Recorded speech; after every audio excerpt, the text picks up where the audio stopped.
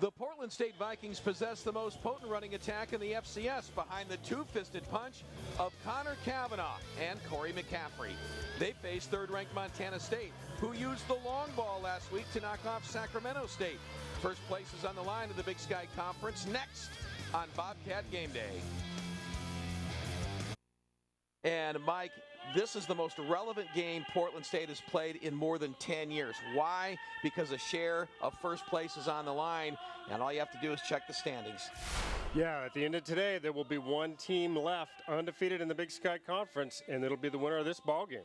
Certainly a buzz in the air for this one as the top two teams in the Big Sky early in the season square off this afternoon. Now, for Portland State, they don't throw the football a whole lot for the simple reason they don't have to. Portland State is definitely committed to rushing the football, and they do so very well. Already this season, last week at Idaho State, Corey McCaffrey and Connor Cavanaugh combined for 440 yards on the ground, marking the first time ever that they've had two rushers over 200 in the same game.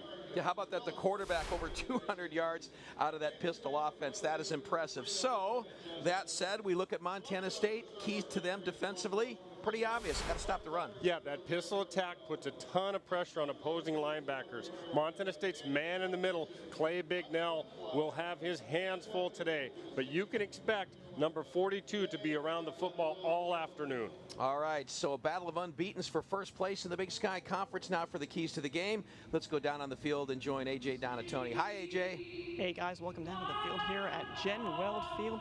It's a pretty nice day, 60 degrees, a little overcast, but the weather should hold up for the Cats and Portland State today. Let's get to the keys to the game and start with the home team first, the Vikings, and number one, run away. 80 sung by Slade also refers to the Vikings' ability to run the football and stop the run. Everybody gets caught up in the running game, but they also are able to stop the run very well. That's one thing they have to look to do. Number two, they got to be more disciplined. Committed a lot of penalties last week against Idaho State, and they committed the most in the Big Sky. They have to cut down on those. And number three, they got to be under control. A lot of emotions in this game. Like Chris said, one of the biggest games they've played in a long time.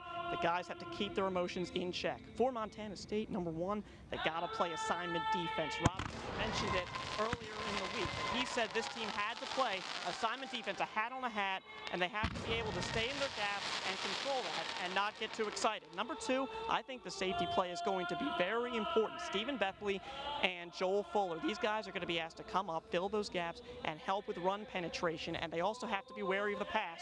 So safeties are something to look for. Number three, they got to get on the board quick. I think the Cats need to get Portland State out of their rhythm. They have to be able to make them throw the football early, maybe take away from that pistol, and if they can do that, they could have success today.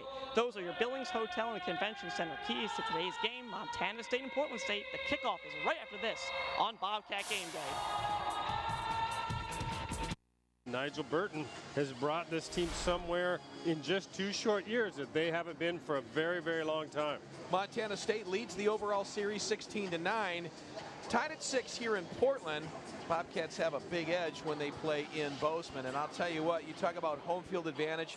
What a beautiful job they've done. The renovation of this, what was the old PGE Park, 62 degrees, virtually no breeze today, partly cloudy, a gorgeous day in the Rose City, but they have put $38 million into this facility and have now transformed it into an MLS soccer facility for the Portland Timbers, the Portland Beavers, the baseball team that was here. They're gone, but they now share this with Portland State, and that $38 million price tag has really created a beautiful facility. It is beautiful, Chris. And before, as you mentioned with the baseball team, this is a football field now. You get the field that's squared up. You've got the beautiful stands on both sides. They did a tremendous job.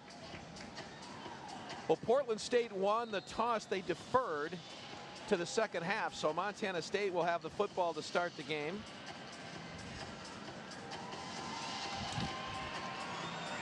Zach Brown will kick it away for the Vikings, and this game is underway. Kick coming down inside the 10. That'll be taken by Gilbert.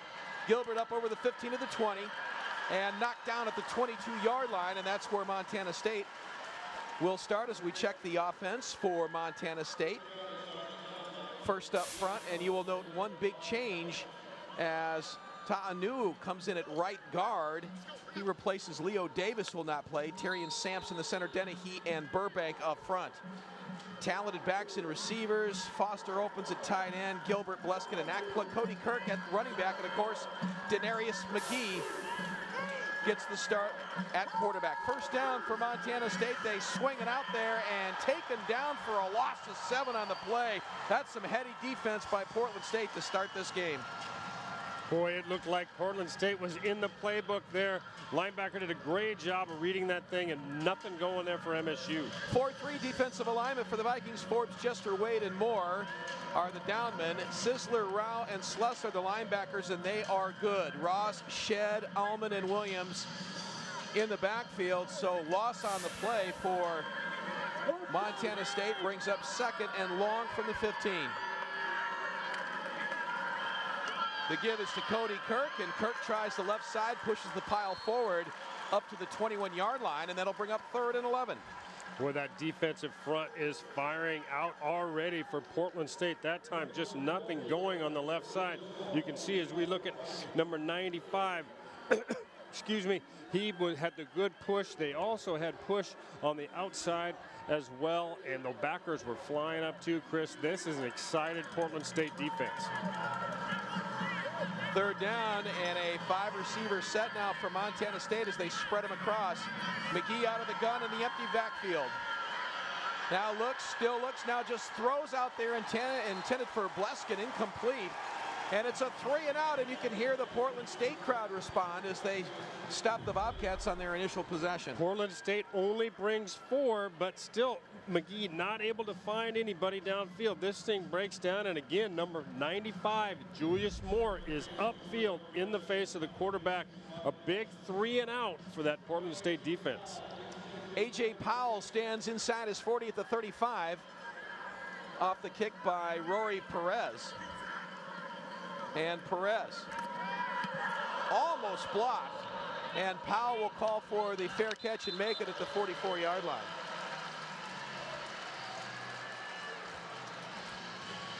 Let's take a look at the Western States Insurance starting lineups now for Portland State. There's the big guys up front: Van Dyke, Kleffner, Galke, Ritt, and Waldron. Lofton is the tight end, and Powell, Lewis, Monahan are the receivers, and there's Corey McCaffrey, the leading rusher in the FCS. But you have to pay attention to more than just him, because this starting quarterback gets it done with the... It is definitely a two-headed monster for Portland State. You've got to tackle that quarterback and the back on every play. And Kavanaugh is going to be wrapped up right at the line of scrimmage. Good job by Montana State to read that one as Joel Fuller makes the stop and give him 2 on the play. Well, immediately you can see that option attack. They got it to the outside. That time Owens, the linebacker on the weak side, comes up and makes a strong play to turn it back in, get some help from Fuller, the safety. 2nd down, and they give to McCaffrey, and boy, you can hear the pads popping up here as he takes it close to midfield. Now a late flag comes in as we check the Western States Insurance defense for Montana State. Schreibeis, Kalei, Minter, and Ledette up front. Moe Akiola, Bignell, and Owens are the backers. And in the secondary for Montana State today, Jones and Gourds are at the corners. Bethley and Fuller round out the backfield. And this one... Yep. White move, stand by.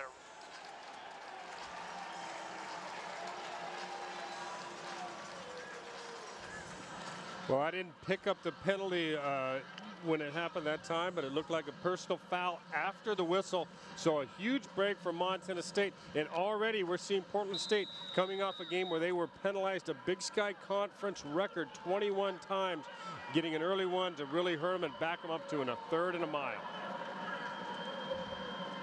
So Kavanaugh now drops straight back, fires out for McCaffrey, who makes the catch up over the 40-yard line.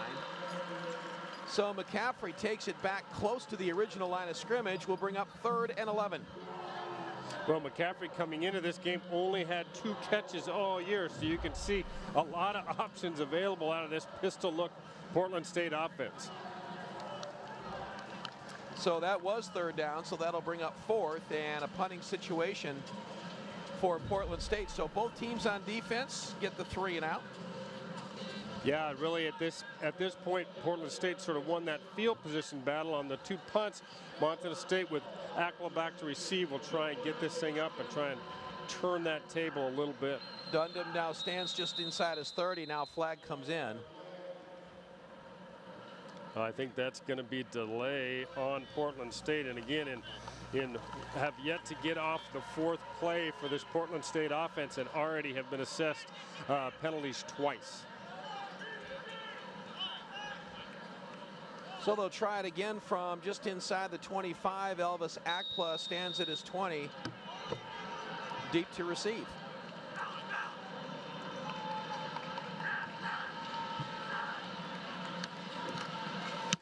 Gets the kick away, and this one angling for the near side. Akpla calls for and makes the fair catch at the 25-yard line. So with 12:07 to go in the opening quarter, no score between the Vikings and Portland State, and we'll be right back after these words and your Optimum Cat Grizz update.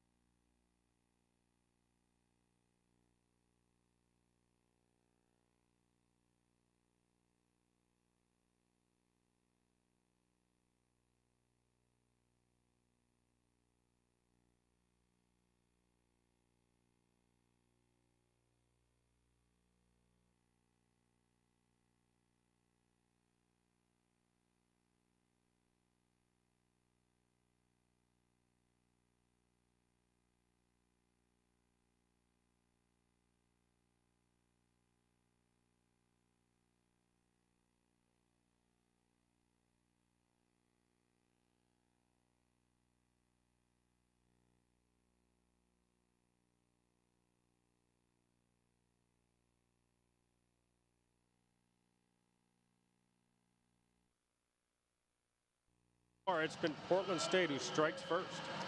So Gilbert stands inside his 5 and will bring it up. Gilbert up over to the 15 and met hard inside the 20. Good job by the Vikings special teams, and Montana State now will go back to work on offense. Well, another, as you said, nice job. Both kickoffs this time. So far today, it's appeared that Montana State had a seam, but the pursuit and the closing speed shown by Portland State early on has been the difference. Here's the numbers on Denarius McGee. Thrown for almost 1,100 yards, 8 touchdowns, and 4 interceptions. Of course, he had the big game last week in their win over Sacramento State, the 2 long touchdown passes, and he'll stay on the ground on first down, and Kirk is met right at the line of scrimmage, gets his helmet ripped off, and that's a pretty good stick out there. Wow, that time Ryan Rao, their middle linebacker, does a nice job of rallying. If you watch the offensive line, they collapse everybody on the defense. They get a nice kickoff, but watch the pursuit from inside out by Rao. Just, you can see why he is their leading tackler coming in today with over 36 to his credit. Give him a gain of 1 on the play, so 2nd and 9. Vikings now show blitz. And now the reset. And McGee operates out of the shotgun. 2 receivers set to the left. McGee throws out to his right for Akpla. Some contact, and a flag comes in, and yeah, that's going to be pass interference. Pretty easy call to make there as Michael Williams got all tangled up with Elvis Akpla. Yeah, the crowd here, obviously the home crowd does not like the call, but I think it was the right call.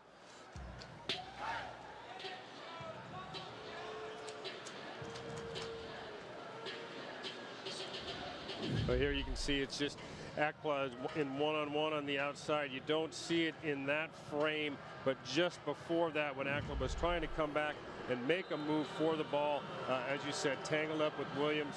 Montana State will get the benefit of the call and get a first down at the 31-yard line. So the Cats pick up the first down on the penalty, and McGee now again throws out to his right for Akpla, and another flag comes in, and this could be a personal foul. McGee pointing to his helmet here, but we'll see what the call is. Yeah, it came in late in the area that you would normally think holding, but we did see McGee reaching for his mask.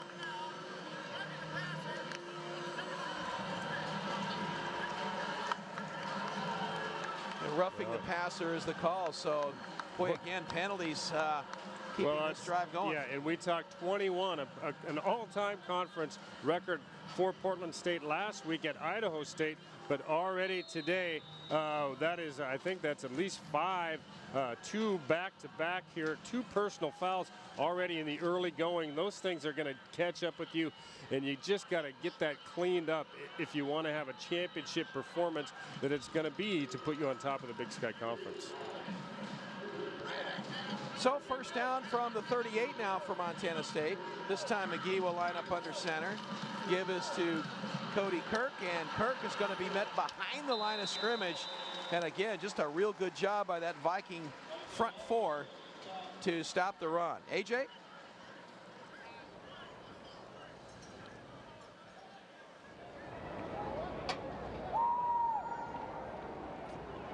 So no gain on the play, so it'll bring up 2nd down. Well, we're really seeing that secondary for Portland State be really aggressive coming up on the run here. It's going to get done all up front, but I think that's what Montana State's going to have to do is try and loosen those guys up, make that running game a little bit more provocative when you can move the ball and not bring everybody up. Here, this time they handle it up front. You'll see just a straight give of the left side, not much there. So the Cats come to the line on 3rd and 12. Ball at the 40-yard line. And getting offense going has been tough sledding so far in this opening quarter for Montana State. Portland State going with the 3-man front. They bring the backer down. They are going to just bring 4. Yep, straight up the middle, and McGee's going to be taken down for a huge loss. Boy, that was a well-designed play as Rao just came firing straight up the middle. and takes Denarius McGee down for a big loss. Yeah, as we said, they line up in a three-man front, but watch Rao come up, comes down just over the center here. The little bit of a delay is what Sampson, you saw him check to his left, doesn't think Rao's coming, goes down and helps to the right, and boom, there he is, a big sack that time. 4th and 20, Montana State. A.J. Powell will stand at his 10-yard line. Remember the last punt by Perez blocked. Here comes the rush again, and this one's blocked. And this one's going to be returned back the other way. Now a fumble. And finally, Portland State ridden out of bounds as Lanu wound up with the football. But again, Rory Perez gets his second consecutive punt block. And this one a little bit different. This one, they just came right up the gut, not the outside that we saw in the last block. And they're just getting great penetration upfield. And those guys, those three men in that second wall were just overwhelmed that time, Chris. So the Vikings will try to capitalize again as we take one more look at it. And again, just real good pressure. Just watch it all just come float right up the middle. You can see multiple guys coming in and getting that one. And really, Rory Perez has just not had a chance on either of those two blocks. Well, McCaffrey got a great block at the line of scrimmage that sprung under the outside. And he takes it down inside the 35 and a first down. Well, that play was made right at the point of attack as you watch the pitch, and he gets a great seal block and able to spring into the outside, and it comes on the right of your screen. Boy, and you can see it doesn't take much. Watch him extend this thing and get upfield and able to turn the corner. Good speed in that Portland State backfield. First down for the Vikings from the 35. Here's Kavanaugh, looks, throws, has a man, caught at the 25 and down inside of the 15. And they don't do it often, but Powell makes the catch. He's on the receiving end of it and sets up another first down.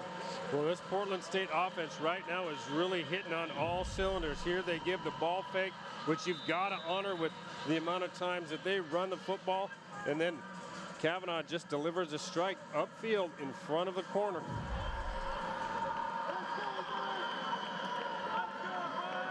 Here's Kavanaugh. Now he turns and runs the other way, pitches. McCaffrey ducks it up inside.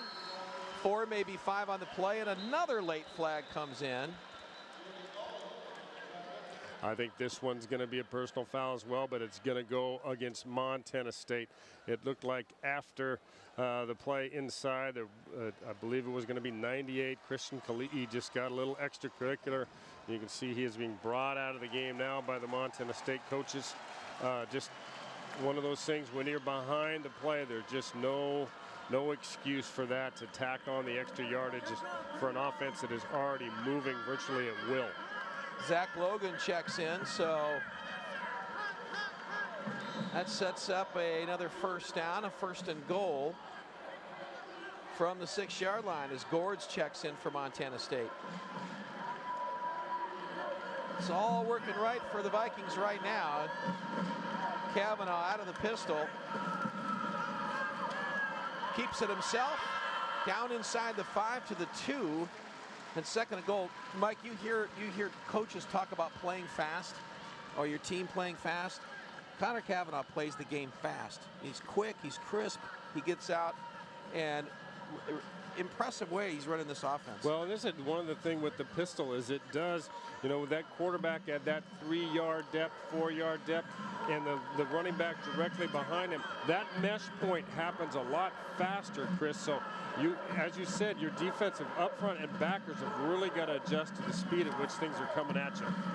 Here's Kavanaugh again, and this time wrapped up by Fuller.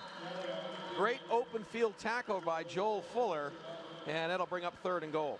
Well, this time they have everybody defended here on the outside. They've got a man inside of the queue. He has to turn it up because pitch is covered. Then Fuller does a nice job coming up from his safety spot to shut that thing down. 3rd and 3 for Portland State. Big play for both teams right now is Richards in the backfield with Kavanaugh on 3rd down. He'll get the call. Dances up inside, not anywhere close. And a good stop by the Montana State defense, and that's going to bring up 4th down. Yeah, that time the whole interior, you see, that looks like Moeaka Ola finished on that one, but really that whole front for Montana State gets a good push, slides with the ball. You see Minner upfield, Ledet coming, closing hard from the backside. Owens down at the feet. That's going to bring up a big stop that time, force Portland State to try and make the field goal as opposed to going for the quick 6 after the second turnover. So this will be a 22-yard field goal attempt by Brown. Plenty of leg into this one, and it's good. So with 2:30 to go here in the first quarter, Portland State by 10. Back to receive once again. Ellis and Gilbert. He fields it inside the 10. Gilbert up over the 20, now has some running room to the 30. Gilbert takes it up close to the 35, and a good return for Everett Gilbert, and the Cats with good field position now. I think this is one of those games, Mike, where do you weather the storm in the first quarter and regroup, or how are you going to handle this? You're playing on the road, you're playing in a fired up team in their house, and you've made a couple of mistakes, giving up 10 points. The good news, I think, for Montana State, they were able to clamp down and hold the Vikings to a field goal. Yeah, but that was huge to keep them, to limit them to 3 on the second change of possession after the block. But really now you've got to get something going offensively to sort of silence that crowd. And as we see Gilbert able to turn the corner on the outside, little inside give for a nice game of about 5 or 6 yards that time. Yeah, a little wrinkle there, but did you see the block by Cody Kirk? You're going to see a great block by Cody Kirk as Gilbert will get to the outside. Now watch, well, you may not see it, but there it is right there. Yeah, nice cut on the outside. Cody showing that he can do a lot more things than just run the football. 2nd and 4 now, Chris. Gain of 6 on the play, and Kirk is going to be met in the backfield, but spins out of a tackle, and Kirk takes it up over to the 43 and should have a first down for Montana State. And an injured Bobcat back at the 35. Well, that time Cody is able to bounce this to the outside and pick up the first down. But look at the push up front by that Portland State group. They had driven the line of scrimmage 3 yards deep into the Montana State backfield, just blowing guys around up there. But Cody does a nice job of bouncing it to the outside and then turns it up and gets just enough to move the chains and maybe establishing a little bit of momentum for that Montana State offense. Well, and I think you're exactly right. And the one thing you see in this first quarter is that defensive penetration by the Vikings, because they've literally been in the Bobcats' backfield for much of this first quarter, and they've been unable to get much of a ground game going. This is a group, Chris, that on defense is much improved as we see Dennehy, a left guard, down on the mat, being looked at by the training staff. But this is a group defensively for Portland State that gave up in 2010 over 40 points a ball game, 464 yards in total offense. And to make this big change to where you've got a defense that is in fact leading the conference in rush defense is a great credit to Nigel Burton and his staff. Well, Dennis, he is going to be helped off the field now and try to get a report on to what extent that injury entails. But boy, have Terrian is going to come in from right tackle, move down to right guard, and then Ta'anu will switch over to that left side, and the tackle will be Verlanek. Yep. Here comes the blitz straight up the middle. McGee gets it away. He's got Ackla at the 25. Ackla to the 10, tripped up, falls forward to the 5-yard line. Oh, what a great pass by Denarius McGee as he gets hit, but still manages to get it out there to Ackla. As we've seen so many times when things seem to be slugging a little bit on this Montana State offense, just another big play by these two. McGee stands in there, takes a big shot, but delivers the ball to an open Ackla. If he wasn't facing that much pressure, that ball would have been delivered further down the field and it would have been a touchdown. You see Ackla have to come back for it, but McGee to get that thing off was a great effort. Montana State now in a position to where they can possibly strike back and get back in this ball game. First and goal for Montana State from the 5 out of the I. The give now. McGee pulls it down now, throws it out there, and that's a wide open 7 points. What a well-designed play as they go to the tight end, Stephen Foster. The defense completely froze on play action, and then Foster sliding out into the open flat makes the easy touchdown catch. A great call and so well executed. Watch McGee hide the football here. This takes a lot of confidence when you've been under the pressure that he has in this first quarter. But as you said, hey, that's a nice catch, because sometimes, Chris, when you're that open, they can be the hardest catches on the field. So Cunningham on for the first time today, and the extra point is up and good. So with 1:06 to go in the first quarter, Montana State on the board for the first time this afternoon, as McGee finds Foster, the tight end, in the end zone for the touchdown. Now a 10-7 game, as the Bobcats are within 3. Well, high-scoring games are nothing new to these two teams last year. Backplay, guys. Another great play here in the first quarter. Remember that game last week against Sacramento State. All the great plays he made, including that catch on the 4th down and 1, the fake punt that Rory Perez pulled off. Elvis is from Portland, Oregon, and he said he's had at least up to 30 ticket requests for this game by friends and family back here in Oregon. He said he's trying to accommodate them all. He said during the week, at least, we talked to him on Tuesday. At that point, he hadn't quite gotten around to getting everybody a ticket yet, but he said he was trying to get it for all 30 or so that requested. But again, Akla doing what he does best in his hometown. Another great catch to set up that touchdown. Cats within 3, guys. All right, thank you, AJ. So a 10-7 game as Montana State responds after trailing early, and now Cunningham will kick it away from the 30-yard line.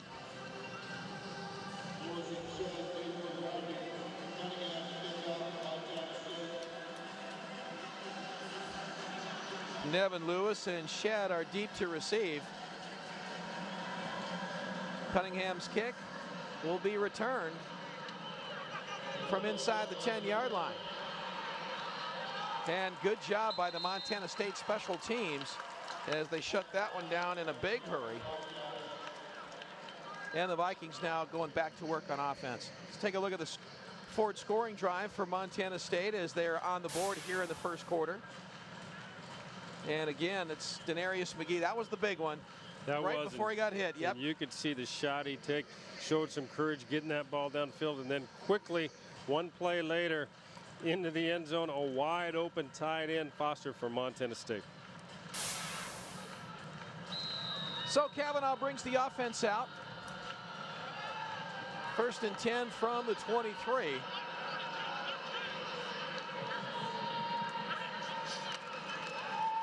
Looks out, now throws across, and yeah, that's a catch at the 30-yard line. And a tough catch, but hauled in there by number 84, that's Justin Monahan.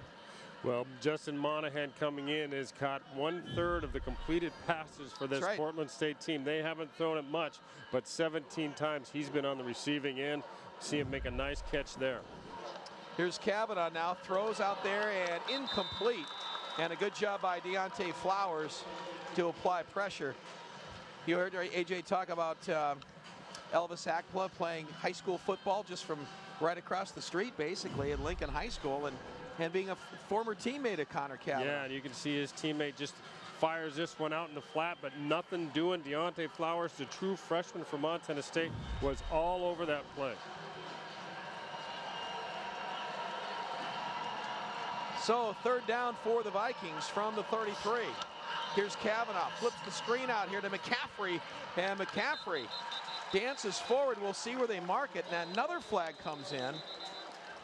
Yeah, we saw Ledette make a nice play getting to the outside from his in position, but I think, Chris, we're going to have another personal foul at the end of this one. It was stopped well short of the 1st down.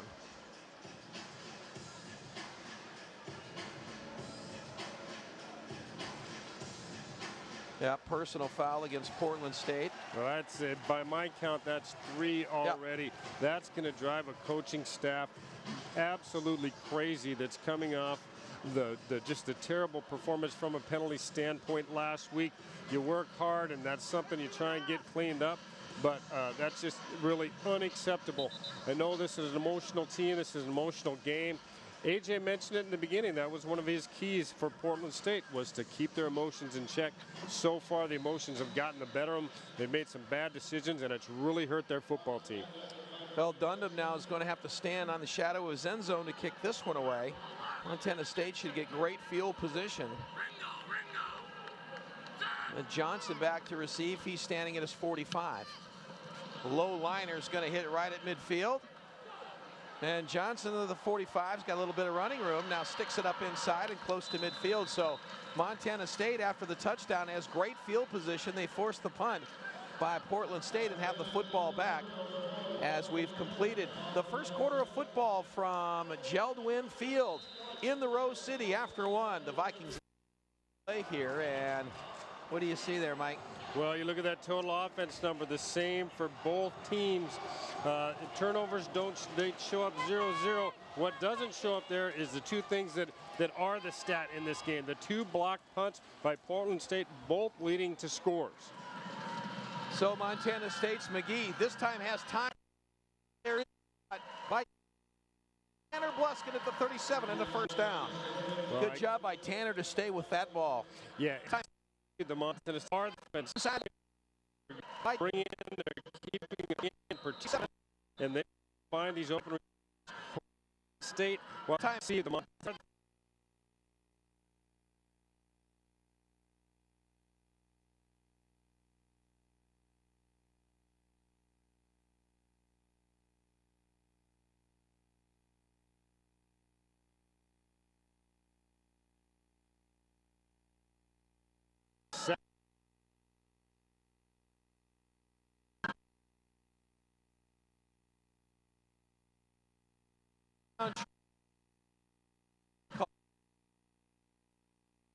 feel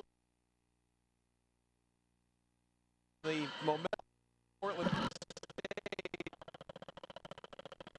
first quarter, but then the Bobcats one play kind of turned things around. That long pass to Akpla, followed that up with a touchdown, and then the defense took their cue from that and got a stop, and here they are down inside the 40-yard line and driving. Yeah, I think from a defensive standpoint, you've almost got to expect that it's going to take a while to settle in against that pistol because you don't see it every week. You've got to adjust. You can't get used to the speed until you've seen it for a few series. So look for the defense to get better. But now what we're seeing, Chris, is this offense for Montana State is starting to execute in the passing game. Well, and again, they go right back to Bluskin out here on the right flat. And look at that laser throw by McGee as he zips it in there. And that's a gain of down inside the 30, and it'll be 2nd and 1. Well, you can see that Bluskin starting to make himself, he is just a sure-handed guy. They're throwing underneath the coverage and taking what the defense is giving them. Okay, so 3rd down now for McGee. This time pulls it down up over the 25. And a first down as McGee takes it to the 24. What do you got for us, AJ? Hey, Chris, he appears to have a left ankle injury. He's having his foot and ankle taped up right now on the sideline. He's out of the game for the time being. At least for this drive, he's out. His status right now is questionable to return, but for now, he is being taped up as we speak, his left ankle, trying to get back into this game, Chris. All right, thanks, AJ. First down for Montana State. McGee now starts under center, now backs up and operates out of the guns. Got 2 in the backfield, pulls it down on play action. Now he's going to throw for a wide open Trey Robinson. Robinson, touchdown, Montana State. Wow, what a nicely designed play by the Bobcats. Trey Robinson all alone. For the 2nd time today, Chris, we've seen a Bobcat receiver with not a defender near him for touchdowns. Everything, the play fake is to the right. He looks to his right. They pull the tight end to the right. Robinson sneaks out of the backfield. He's unaccounted for by that Portland State secondary, and he could have literally walked in backwards with that ball. So Cunningham on for the extra point as Montana State has its first lead of the day. Jason's kick is up and good. 13:15 to go, 2nd quarter. Cats on top. As Cunningham will kick things away here to Portland State. They get the football back, trailing for the first time today.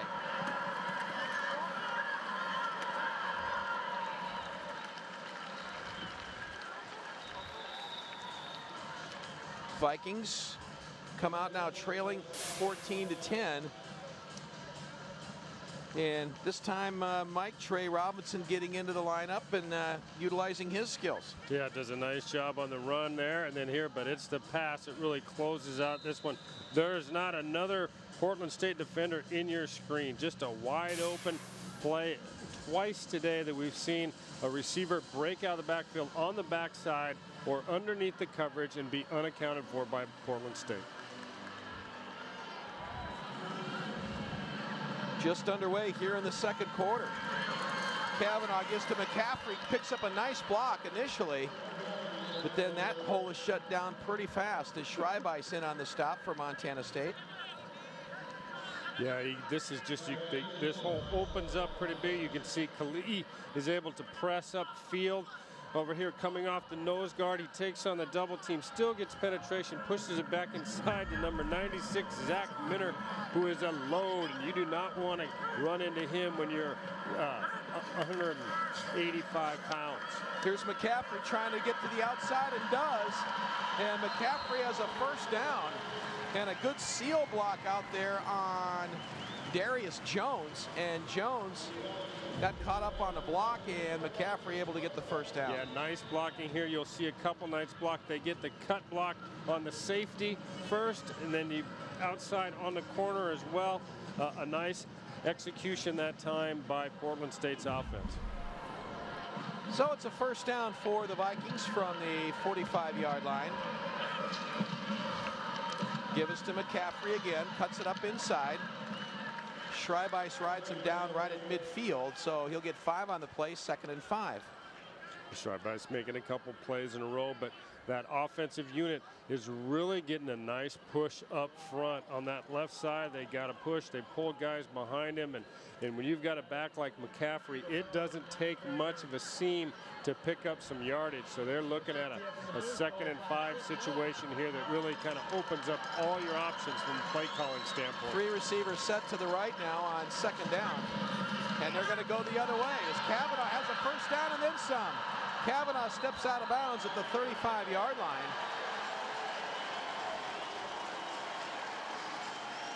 Well, and for I don't know how many times we've seen it today, but several times we're going to have another personal foul at the end of this run. That time Kavanaugh pulls the ball, beats every defender to the corner. Fuller is able to knock him out of bounds, but hits him a little late.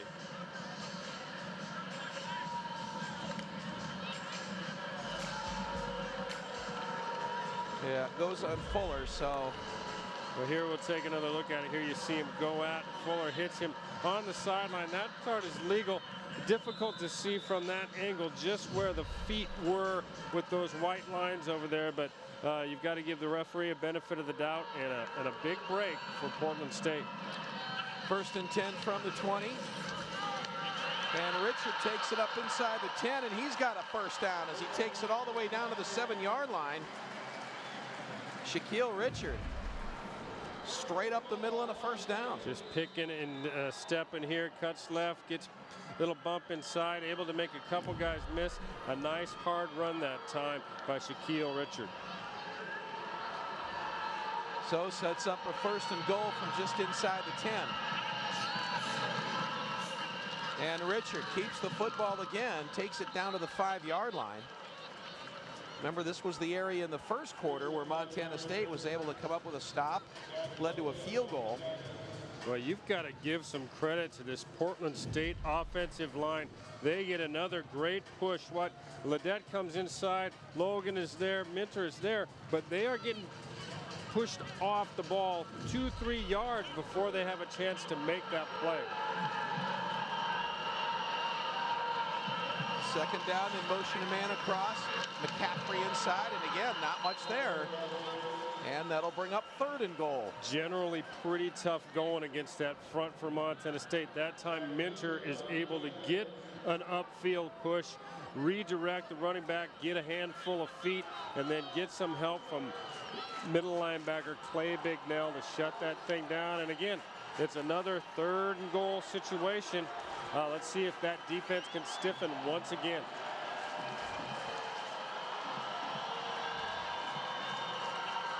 Here's Kavanaugh.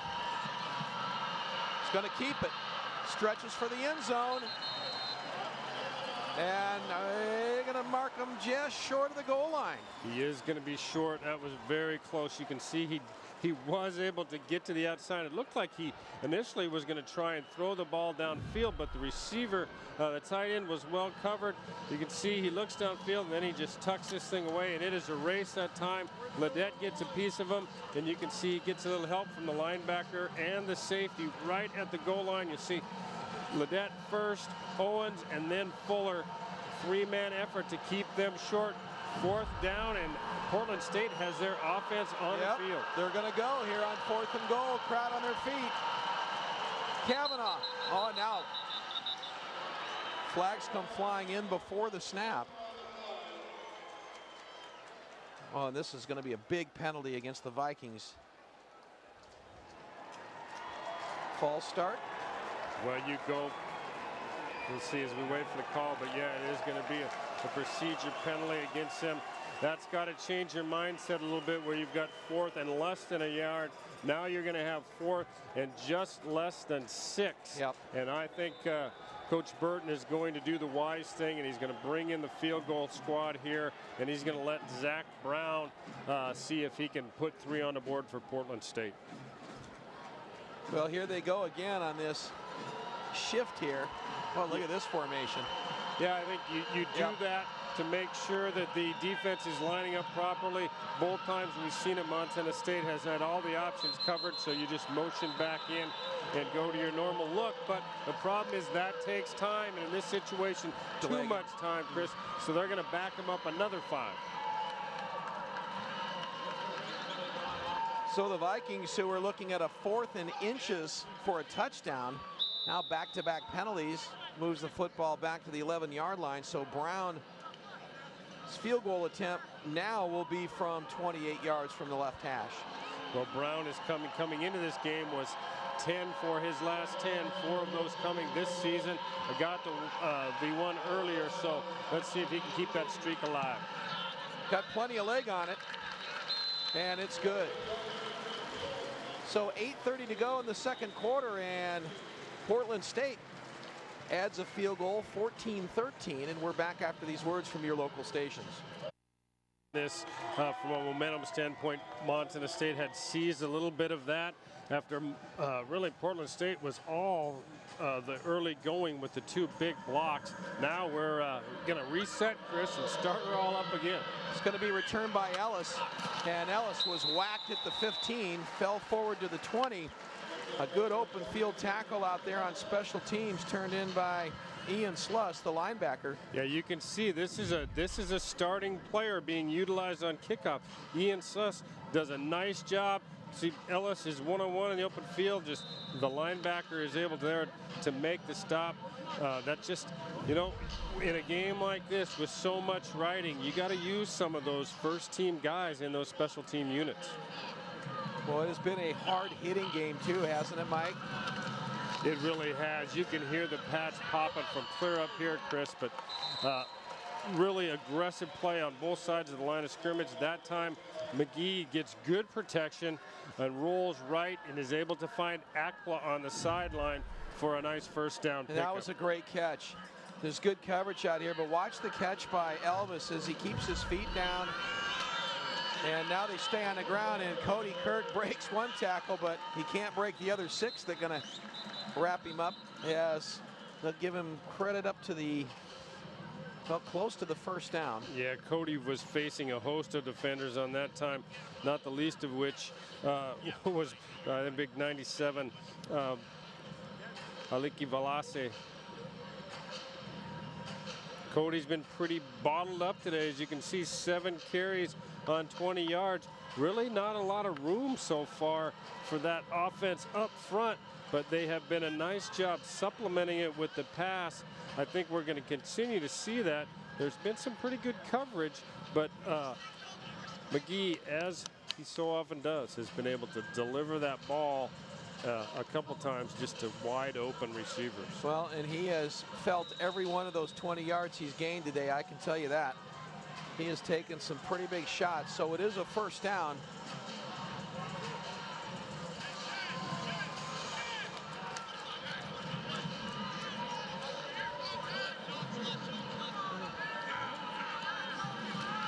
or second down rather, is McGee. Now looks long and deep for Ellis at the 30. Ellis with the catch. Ellis to the 10, 5, touchdown Montana State. Oh man, Denarius McGee on a perfect strike to Ellis as the Bobcats get 6 more. Well, Ellis just flat beats Carrington Jones, the counter on this outside. You look, it's on the near side of the field here. A good pickup by the blitzing linebacker. Cody Kirk does a nice job, but look at that separation, Chris. He is just beat him with speed that time, was upfield and able to get it in the end zone for, I believe, his first time this season. Cunningham on for the extra point. Boy, and all of a sudden, the scoreboard is lighting up. 7:37 to go, second quarter. Montana State extends the lead to 21-13.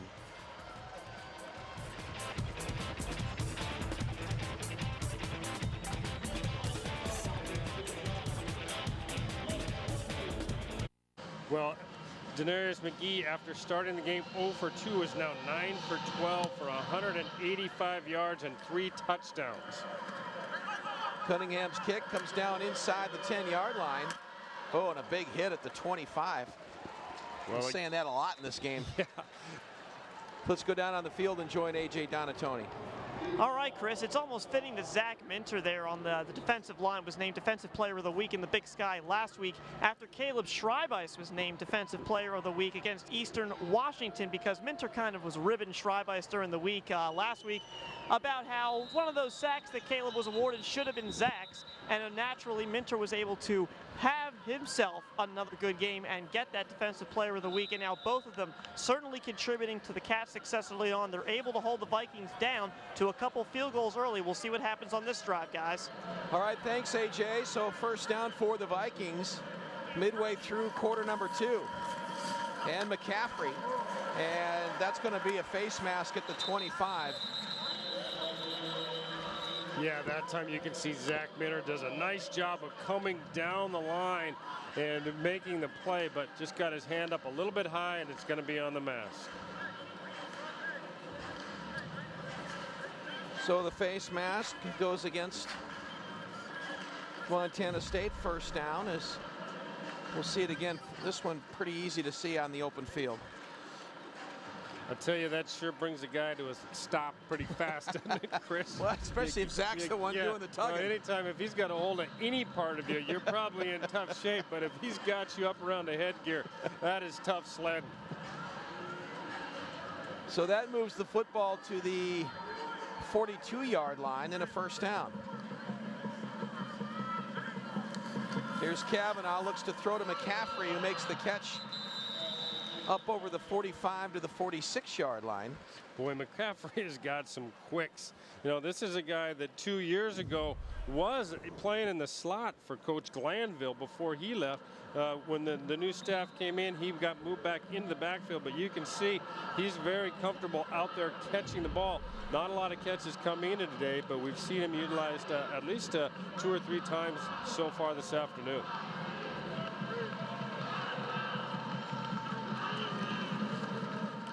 And McCaffrey breaks out of Zach Minter's hold and gets back to the line of scrimmage, and not much more, so third down.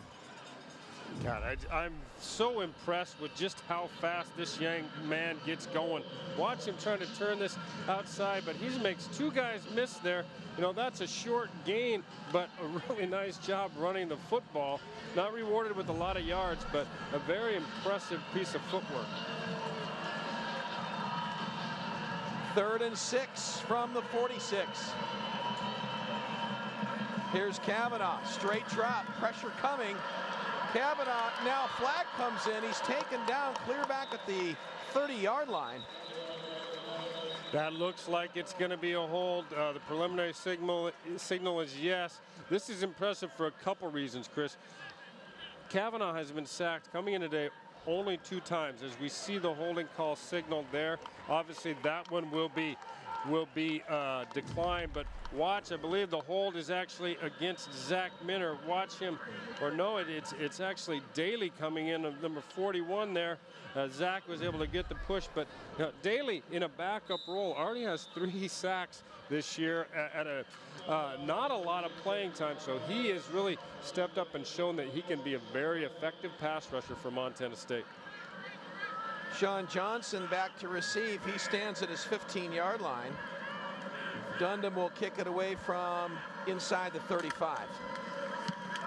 And this high kick, signal for fair catch and made at the 24. So Montana State will go back to work on offense. Well, you can see, I think, mentioned it a little bit earlier, how difficult it is for a defense to come in and see an offensive set or style that they're not used to, that they don't experience with any of the other teams they've faced. So it takes you a while to pick up that game speed. You practice it against your scouts all week, but obviously those kids are not talented or experienced enough to give you a true look of the speed at which it's going to come at you. So that time with another stop, I think we can see that MSU defense is starting to have a little better feel for what Portland State is trying to do. Here's McGee now rolling, throws out there, and Bleskin almost makes a one-handed catch. And that time, that was just some good coverage back there, really. Dean Faddis. Watch this, he tries to come out. McGee breaks the pocket to the left, but as usual, his eyes are downfield, trying to make something happen. Stops, knows he's going to take the hit, and tries to get that over the top. He was, after the play, was directing Bleskin, turn that upfield, turn that upfield. And we'll see that level of communication not quite there yet between those receivers, the way that he has it with Elvis Ackman. Second down, they'll stay on the ground to Cody Kirk. And nothing doing there. We should also mention that Casey Dennehy is back in the lineup for Montana State, and that's certainly good news. He went out earlier. Yeah, when you're already a starter down on that offensive line, it's nice to get him back. He has just been solid as a rock this entire early season after coming in last season. And really, I think, opening a lot of people's eyes when he was forced into action and just did a great job. 3rd and 11 for Montana State from the 23. 27 rather. Here's McGee. And he's going to be wrapped up now. Breaks out of a tackle, but taken down at the 23-yard line. And again, great job by that Viking defense to bring down Denarius McGee, and the Bobcats will punt it away. Miles Wade, number 47, the defensive tackle, is there. He's got help. Jack Forbes on the outside, but they don't bring any backers here. This is just more of a coverage type sack. You can see only 3 Vikings coming on the rush. Nothing there downfield for McGee, and a good job defensively to force the 3 and out. A.J. Powell stands at his 35 as Perez will kick it away inside the 10. Pressure again up the middle, this time end over end kick. Powell fields it at the 35, breaks 1 tackle. Still on his feet, another flag comes in. Powell to the 45. Well, the flags have been flying today. I think this one is going to be for an illegal block that freed the return man right at the point of attack. Let's see what we get, Chris.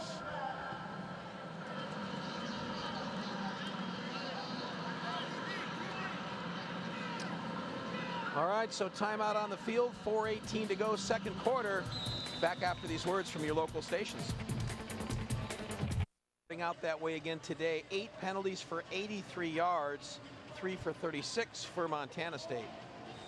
Boy, it really makes it tough to keep that momentum and keep the offense moving when you're hurting yourselves like that. So Kavanaugh looks to pass, now fires it out here for McCaffrey, who makes the catch. And he's taken down at the 26-yard line by Fuller. Well, Portland State obviously sees something that they like in that McCaffrey swinging out of the backfield, but really Montana State has defended it well each and every time. That time just a short 1-yard gain. A lot of real estate developed on that play, but not a lot of yards. Yeah.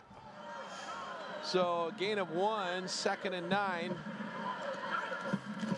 Kavanaugh gives to McCaffrey, and McCaffrey, helmets flying, pads smacking. This has been one hard-hitting game. Yeah, that was Khalid, I think, who lost his hat on that one, but was still in on the tackle. A pretty bold move there. Watch number 98 as he comes down in here. You see him taking on that double team. He loses his hat. He hustles the ball. Didn't let up a bit, Chris. I don't know if he knew that was gone. He's got a big head of hair. He's got some protection there. He's got a helmet inside the helmet. 3rd and 6. McCaffrey's got some open air. Makes a nice little move. Spins out of one tackle. Another flag comes in. Looks like he might be just short of a first down, but let's see what the flag's all about. Yeah, I think that one's going to come back on another holding situation. As we get the call, I think that is going to be Kyle Ritt that time that is going to get caught here. But we haven't got the signal yet, but certainly that Portland State group is moving backwards as though the penalty will be on them.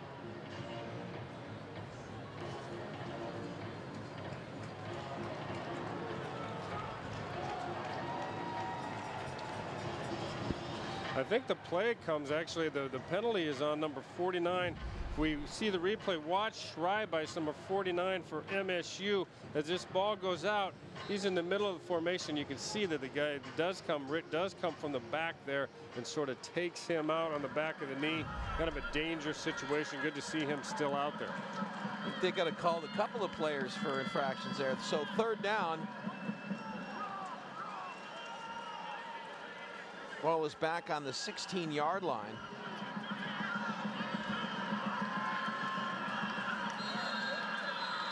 And another flag. Well, pretty tough when you've got another penalty before you've even got another play off, but I think that they may have beat the penalty with the timeout that time, Chris.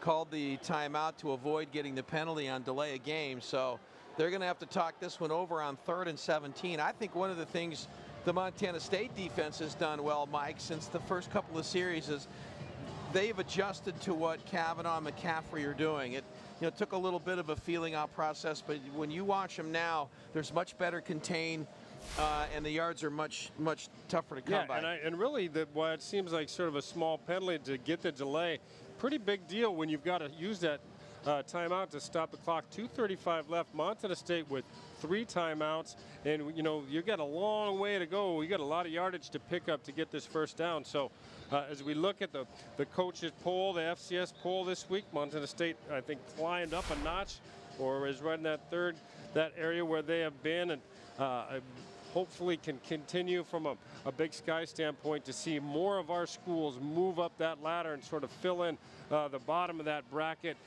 week by week, and establish a couple more playoff contending teams. That always helps when the team that wins the national titles from your conference, right? So here's Kavanaugh on 3rd down. He looks and throws, and this one is incomplete at the 32-yard line, and another flag comes in. Well, this one is going to be against Montana State. It's going to be a roughing the passer call.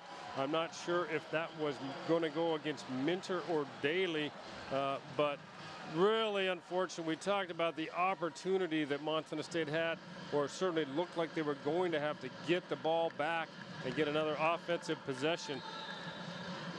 But that just sort of not a lot of contact there. We didn't see it, but watch him as he rolls out here. You can see Minter comes up in his face from the outside. Looks like it was actually Daly that came from the in position and was got the call that time. Automatic first down. Here's Kavanaugh. Schreibice wraps him up, and he has to throw it away. Boy, that time Schreibice spying on Connor Kavanaugh, and he had no chance to make a play. Well, AJ talked about it in the beginning of this game that they wanted to force Portland State to throw the ball more than they have. And you can see this is a quarterback who really hasn't faced a lot of pressure in the first 4 ball games this year. But so far in this first half, Montana State has been in his face every time he's gone back and tried to throw that thing downfield. He'll stay on the ground to McCaffrey, and McCaffrey loses the football, but recovered by Portland State, and that should be enough for a first down. actually advanced the ball enough for a first down to the 40, it's like the 44-yard line. Yeah, this is a real heads-up play. A good play inside, got a little bit of a crease, but right here the ball pops out. You can see it with a good hit that time by Fuller. Ball comes loose, and then you watch the Viking player come heads up, makes that thing down, keeping possession and trying to get something on the board to end the first half. First down, and McCaffrey this time, again, the ball squirts loose, but he's down. Met right at the line of scrimmage for no gain. Well, Montana State has really sort of turned the tide on the line of scrimmage late here in the second quarter, really not letting them get much of a push as we see Minner, and then boy, Bignell is up there as well. This ball kind of comes loose. Doesn't look from that angle like he was actually down. He might have been on the back of the defender. Kavanaugh rolls left, and Owens back there in coverage. And again, John Ledette that time with good pressure. Well, one of the things they're doing well is when he play actions into the line and then rolls, Montana State has always got someone on him now when he tries to run out of the pocket, at least in the last couple series. Yeah, well, from a scheme standpoint, we saw him pull the bar down on the goal line and nearly score. So you've got to account for him coming out of the pocket and try and keep him on his own side of the line of scrimmage, because he's a guy. The pistol requires him to be a dual threat guy that can hurt you with the run as well as the pass. 3rd and 9. Here he goes again. This time fires out there, incomplete. And again, that's just great defense by Montana State. When he rolls out there, he's looking right into Brian Bignell's eyes, and that time throws it away, and it's 4th down. They'll kick it away with 1:28 here in the second quarter. That was almost on cue, Chris. You talked about how well they're doing when he rolls the pocket, and boom, there is a perfect example of it. Nowhere for him to go, and he's forced to get rid of that ball, really just throw it out of bounds, because there is no time to let that receiver make his break. 4th down. Vikings will kick it away. Beautiful high kick. And this is going to hit inside the 20. And it's going to take a Viking bounce inside the 10-yard line to the 9. So Montana State with 117 will operate deep in their own end. And for Denarius McGee, well, look at the touch there. We know he could throw the long ball, but some beautiful touch here. And then McGee again as he throws back the other way. This was a beautifully designed play to Trey Robinson in for the touchdown. Yeah, as we said, he missed his first 2 and then has been on fire. Already getting the ball in the end zone 3 times in the passing game for Montana State. Bobcats will stay on the ground as Kirk slams it up over the 10. Now Portland State does have 2 timeouts remaining in the second quarter. We'll see if they use them. Kirk got 4 on the play, 2nd and 6. May depend on what they do here. Yeah, I think this second down pickup will be a big part of it. Montana State obviously wants to get a little room between them and that goal line. And now I think with the stop there, you're probably going to see them, they're really going to have to try and get a first down to avoid the punt for sure. But obviously want to leave Portland State with as little time as possible. Well, that was a good job. They saved their timeout on first down, got the stop, so now they're thinking they can get the football back with great field position, can stop the clock again, and still with 47 ticks and maybe a chance for a long field goal here at the end of the half. Yeah, particularly when you look at, if you're Montana State, you got to be scared to death to go back to punt the football, particularly deep in your own end zone, after already having surrendered 2 blocks and nearly a third in only the first half of play.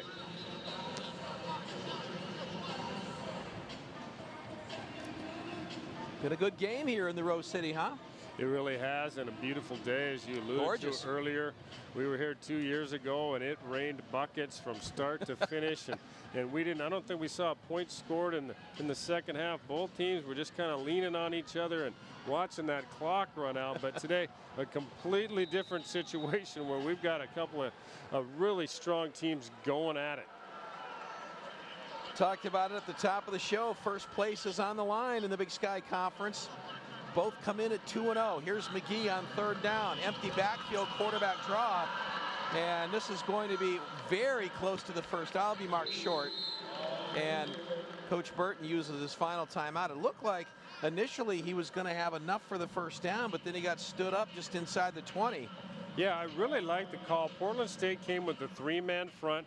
They left middle linebacker Ryan Raw in the middle of the field for just this purpose, because there's really not going to be a pass rush here, but got a good opening. But watch him close. He gets some help from the safety coming up, but a good call by Montana State, but just a better job of defensing the play by Portland State. And now, Chris, you've got that 4th down situation with 40 ticks left on the clock that really, MSU, you got to think, do we really have to drop back and punt this away against a defense that's already put 2 on us? It'll be interesting to see what they do, and they should get great field position. They've used all of their timeouts, so they'll have to work the sidelines and maybe give Brown a chance at a long field goal. He's got the leg. We saw him kicking from 55 yards before the game. No, so he's definitely strong enough to make something happen for you here in these.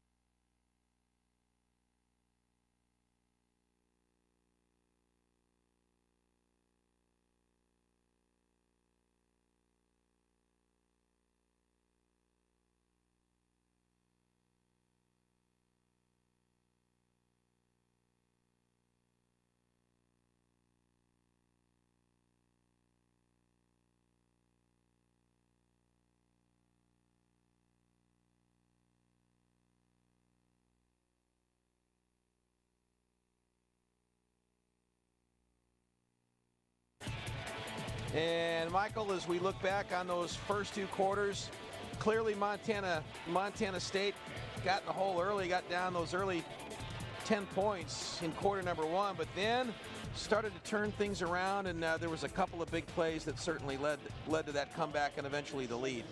Yeah, Portland State really took charge of this with the two big punt blocks in the first quarter, both which led to scores. They're up 10-0, and it's starting to look like maybe Montana State is on the ropes a little bit.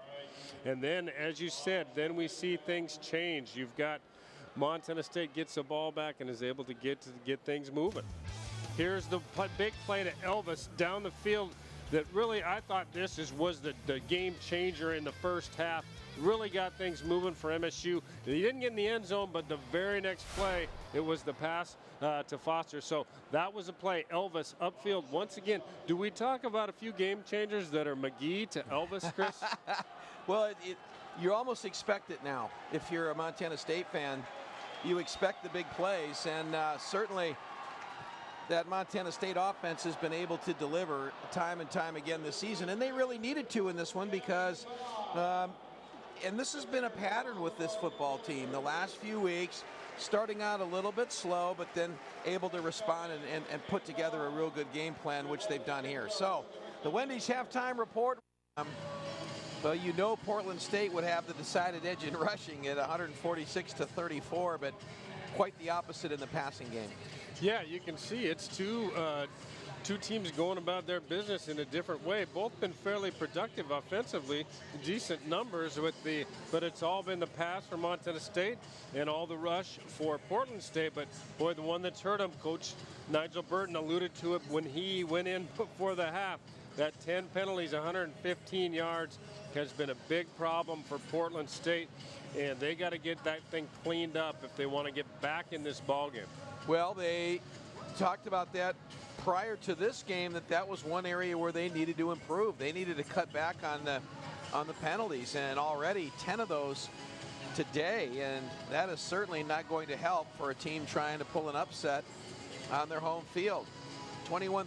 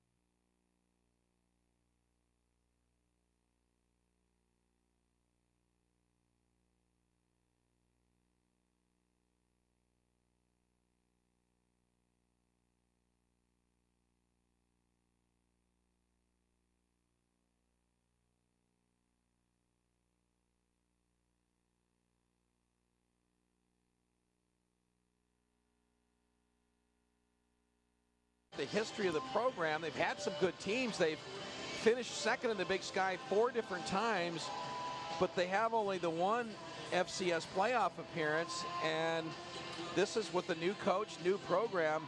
This is a chance where right now you could be the top gun in the Big Sky Conference, and everyone else, you know, with 1 or 2 losses. So, yeah, it's really early in the conference race, but as you can see, the winner of today's game is going to develop a little space between them and the competition to be 3-0. Everybody else has got some loss. I think it's going to be very difficult to go through this conference schedule for either one of these two teams, whoever comes out on victorious, without maybe getting that one loss or more. But Portland State has some other motivations because with their schedule, they scheduled 2 games below the Division I level. So that gives them 9 shots to get 7 victories to become playoff eligible. So they've got a lot of pressure really in every week going forward to try and answer the bell and keep this early momentum that Coach Burden has established and really get this thing driving towards playoff football. That's a great point. And you mentioned they have Southern Oregon and Willamette on their schedule, and nothing wrong with that, but you all of a sudden now you take away the abilities to get to those 7 qualified FCS wins that you need to reach the postseason. So every game that you play, it isn't a qualified game, then your margin for error shrinks a little bit more. Yeah, well, and I say 7 of 9 because really with that TCU, while that is an opportunity for a Division I win, that's really a big hill to climb when you've got an FCS team going up against an FBS team, particularly a team the quality of TCU. Yeah, no question. Now, you remember Portland State deferred at the start of the game, so they will get the football to start the second half. Yeah, and I think that we'll see that offense come out hungry. They struggled as the half wore on with a couple of punts to finish out their last couple of possessions, and then we saw them run out the clock just before the end of the half. So they're going to want to try and get something going, establish themselves for this third quarter.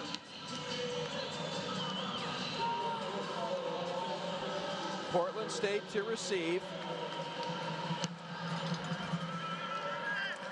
And this one will be returned inside the 10.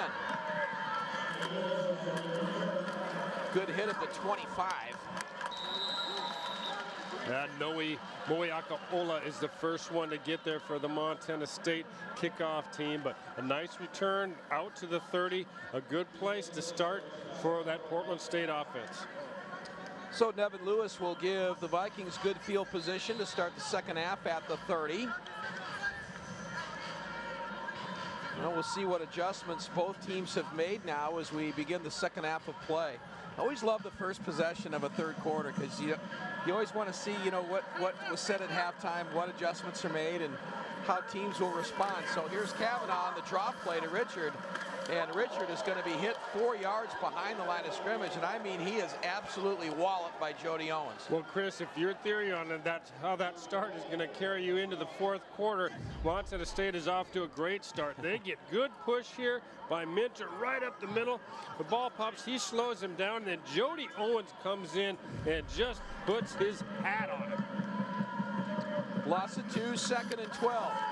Here's Kavanaugh, fires out there and complete to the 37-yard line, and that'll bring up 3rd and 3. Well, that's his #1 target that time, 84. Justin Monahan, 6'2", 195 junior out of West Lynn, a team that's coached by a Bobcat alumni, Joe Cerny, who I just got to visit with a little bit at halftime. Oh, you Bobcat alums are everywhere. Yeah, what is that? Had him out in Cheney, you have him out here.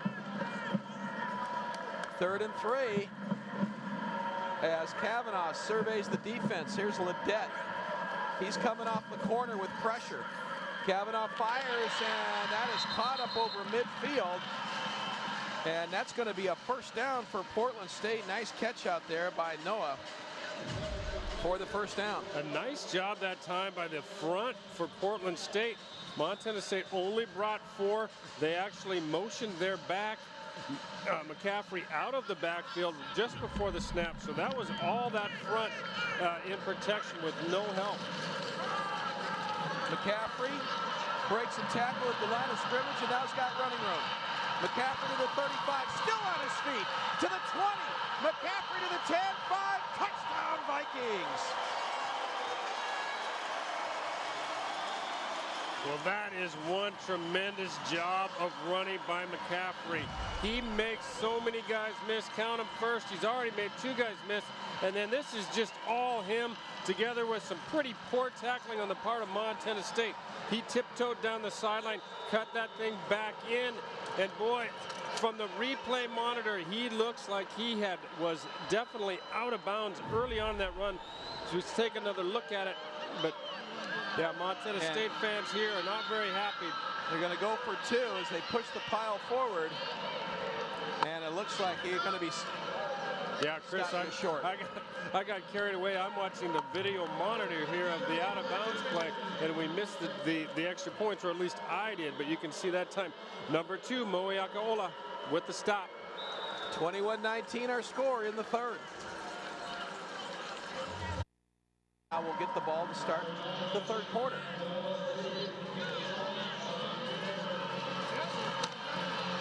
And some good strong running on the return will give the Bobcats great field position as Sean Johnson takes it up over the 35. Now let's take a look at the touchdown run again, and let's see if that foot steps on the line. Still in there. Right there. Yeah, clearly out of bounds on that time. You got an official that's looking right down the line who had the perfect angle. He was unobstructed. That's a tough one to miss for that one. Obviously, it's water under the bridge now, and this Montana State offense is going to go out here and go to work. There's the numbers on McGee on 1st down. And they'll get it to Ellis on the end around, and Ellis has got all kinds of running room in the midfield, still on his feet and down to the 42-yard line of Portland State. Another well-designed play by the Bobcat offense, and he had all kinds of space. Little deception that time. Montana State comes out with their first offensive play of the 2nd half, and you got to think they saw something. We go with the fake here, but look at Ellis. He's got plenty of room out there on that right side and able to turn the corner for a big gain. This time the give is to Cody Kirk. Flag on the play. Yeah, that one looked like that Portland State defense got a little jump, but I'm not sure which. You never know on those which way they're going to call it. Somebody got off a little early.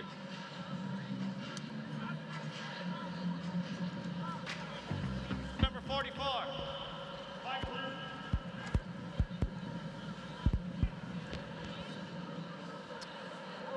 Well, we're getting a little bit of audio out of that referee now, and I think that it is going to be against, I believe he said 44 for the defense. That's Shane Melbo, the linebacker. So that'll make it 1st and 5 from the 36. Opening drive for Montana State here in quarter number 3. They lead by 2.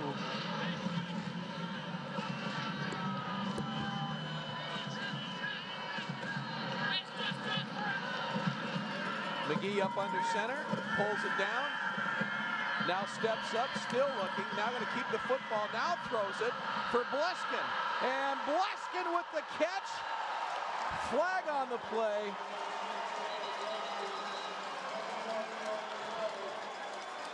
Chris, that is an unbelievable football play by quarterback Denarius McGee.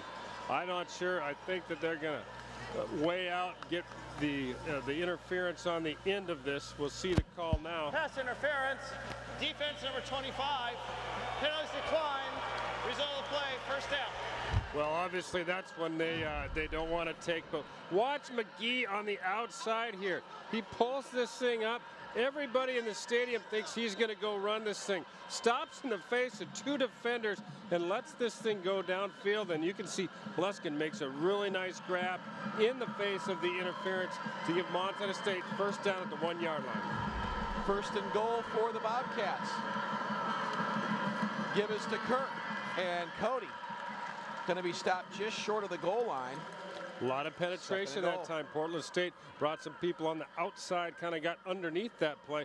You don't see Cody Kirk and that offensive line from Montana State denied very often with 1 yard to go. Punched in 2 1-yarders for scores just last week against Sacramento State. Shane Robinson in at tight end, Foster's in at tight end, a 3 tight end package here for Montana State. They bring Foster across. The give is to Cody Kirk, and Kirk again Stop short of the goal line. Boy, a really nice job up front. And for Portland State, getting some help with their linebackers, filling those gaps. It's just a big push in here. Montana State just not able to create a seam. Cody actually runs into two defenders in the middle linebacker, Ryan Rao, as well as an interior lineman for Portland State. What's your call, Chris? Well, let's watch it together. 3rd and goal now. Kirk in the backfield. Denarius calls his own number.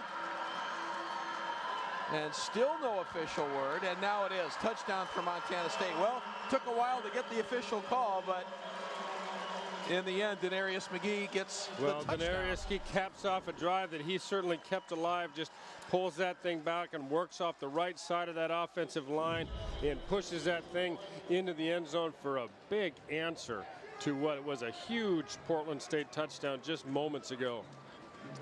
Cunningham on for the extra point. Movement on the line, and it's good. 28-19, Montana State scores their first points of the second half and lead over the Vikings. Back after these words from your local stations.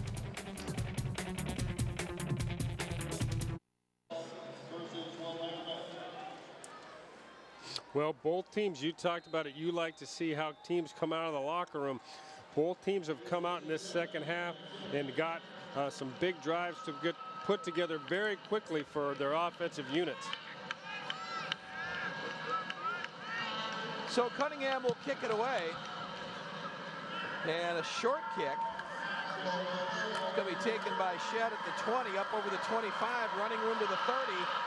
Flag comes in. Holding against Portland State. Well, Shedd, who's been doing a good job in pass coverage, he's another guy, Chris, every week there's names that you call that it seems like they've been in the holding on the return team, number 58. Get the mic working. 10 yards to the spot of foul. First down. Nice to have him back. Yes. I got a question for you. A lot of penalties, a lot of mistakes by this Portland State team. They're young, they're aggressive, they get flags thrown. How much of that is the coaching philosophy of the coach and wanting to be aggressive, but yet an untested coach only in his second season? Does it take a while to teach those things? Well, I think it does, and to get that discipline. But boy, from what I get, sometimes you'll have a coach that sort of, it's all about the effort, and they don't care so much about the discipline. I don't see that Coach Nigel Burton. I think that this has got to be eating him up because he is an attention to detail, very much a guy who believes in team discipline. And as we talked about going to the show, this is the pistol offense team. Yeah, you Nevada. can see it from that set. The quarterback is in a short 4-yard depth, and he's got the back two stacked directly behind him, almost obscured from the linebackers. But that time, Jody Owens, you can see he reads his read early on and just flies up along with Gords and Deontay Flowers. This is a different look by this Montana State defense against this option. Watch, everybody is just coming hard. The first half, Portland State was able to get the corner several times, just nothing doing this time. That was actually Darius Jones that came up and did a very nice job for the Montana State defense. There you see the numbers on McCaffrey today, 16 for 113 and 2 touchdowns. That's pretty good work. Here's Kavanaugh, feels pressure, and now he's going to lose the football. Rolling around at the 12-yard line and now kicked out of bounds, and flags come flying in. Well, it looks like that they did call a fumble with the hit there because the one official did beanbag it, and I think it popped out. And obviously the flag at the end was the Portland State player kicking the ball out of bounds. That's one way to prevent the other team from picking up that fumble, isn't it? Take the penalty instead of giving Montana State the ball at the 10-yard line. So they'll at least be able to punt it out of there. But that drive. Well, it looks like they've got it sorted out now, and they're going to let us know what the heck happened there, Chris. Illegal kicking, offense, penalties half the distance to the goal, lost it down, 4th down. Yeah, so lost it down, so they will have to punt it away, and the Bobcats at the very least are going to get great field position as Johnson stands at his 45. I think Portland State dodged a bullet here, because watch this thing come out, and boy, number 96, Zach Minner, who can motor, almost picks at that. Bignell had a shot at it, but you know, both those guys would have been able to easily advance that into the end zone had that ball bounced just a little differently. Dundam standing in his end zone to kick it away. And just does get it away. Someone might have got a hand on it as it goes out of bounds at the 30-yard line. Well, it was the backup tailback, Trey Robinson, who brings the pressure. Bobcats do a good job. At the end of this play, they walk up Ellis. The personal protector actually changes his call. You could pick it up on the field. Mike opening the lane for Robinson, who nearly got just what would have been a huge game-changing block for MSU. He was all over that kicker, Dunham. It looked like he had the play smothered, but somehow he was able to get enough on it to at least get it out to the 30. So here's Kurt now. And Cody keeps his own, calls his own number now as he takes it down to the 26-yard line and a gain of 3. That's that Bobcat formation, Wildcat formation. What are we calling it? Let's go with the Bobcat, Chris. But I'll tell you what, Cody Kirk, you see running extremely hard as he has all day. But really, you got to credit that front and linebacker crew from Portland State. They came into this as a #1 ranked rushing defense in the conference, and I thought maybe it might have been a little bit of a factor of playing teams like Idaho State, who really doesn't want to run the ball at all, but they have been very much lived up to their billing today. Here's McGee looking for Ellis. Still looking, now throws it out of bounds, an incomplete pass. Well, that was designed to go to Ellis all the way as they ran Ellis across the formation. McGee rolled that way, but good coverage on Ellis, and so Cody simply had to, or rather McGee needed to unload it, and that'll bring up 3rd down. Well, it's a big 3rd down here. Sure is. You're in a position on the field where you're probably, it would be a long field goal, certainly for a very capable Cunningham, but if you're Montana State, you'd really like to take advantage of the near turnover, the short punt, and get 7 on the board.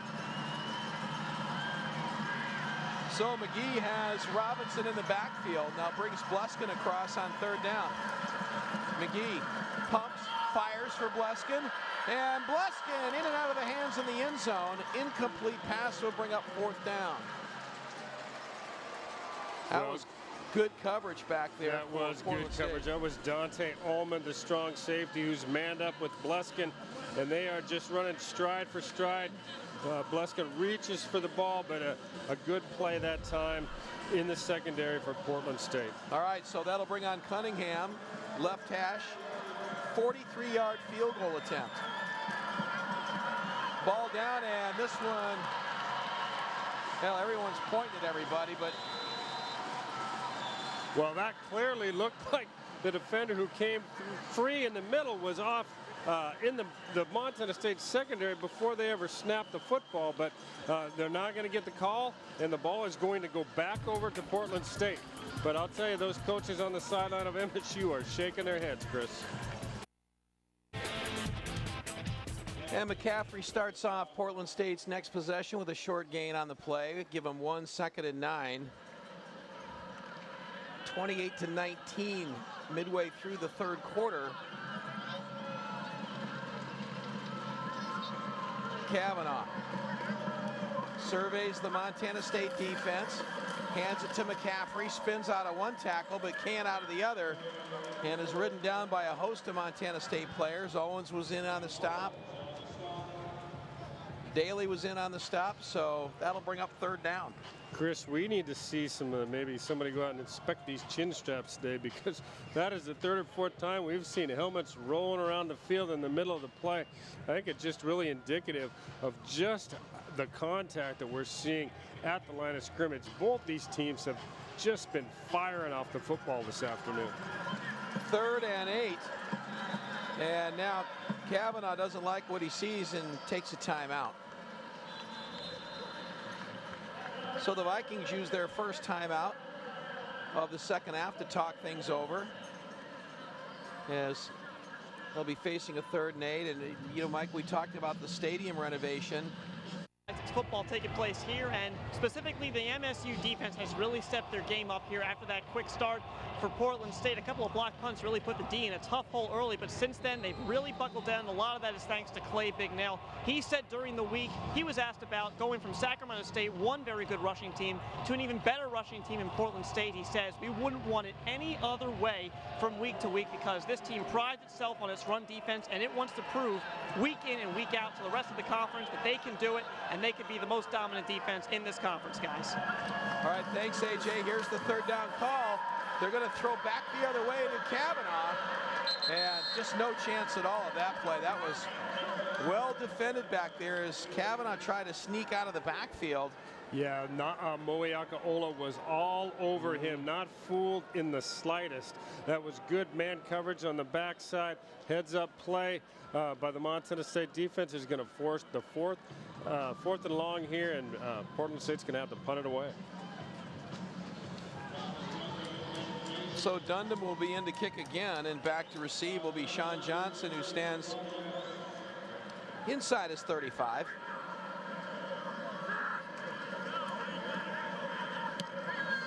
A low kick that hits right at midfield and now scoots out of bounds at the 38-yard line. So Montana State with good field position with 6:35 to go in the 3rd. Let's check other scores from around the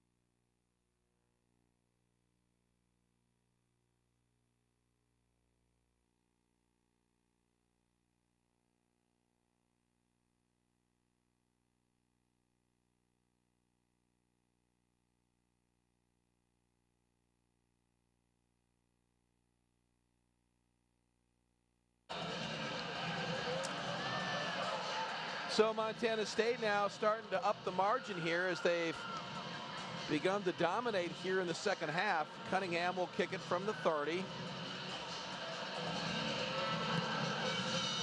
Short kick that's going to be returnable to the 15. And Evans with some room now is going to be finally brought down at the 35-yard line. But good field position for the Vikings as Nevin Lewis gets the good return. Yeah, Montana State's chosen to go with that short kick by design, I think, Chris, because clearly we know that Cunningham's got more leg than that, but that's the second time in a row. It worked very well for him the first time. That time, a pretty solid return by Portland State. You know, unfortunately, in their offense, Mike, or any offense where you're run-oriented, once you get behind a couple of touchdowns, especially deep into a game, it does make it much more difficult to come back. Now, there's still a lot of time in this game. Oh, yeah, a ton of time. And this is an offense, well, as you can see right now, they can get the ball up the field on the ground in a hurry. Flags come in as Kavanaugh took it all the way down inside the 20. You're right. One play from scrimmage like that. When you've got a quarterback who's coming off a performance where he only rushed the ball, I believe 12 times for 212 yards, 4 touchdowns, I think you can get back in it on the ground. You're going to see that one come back a little bit, but it really doesn't negate the point that we talked about. This guy can get it up the field in a big way and score quickly. That's when your running game is almost as productive as a passing game, when you can break off those big runs like that.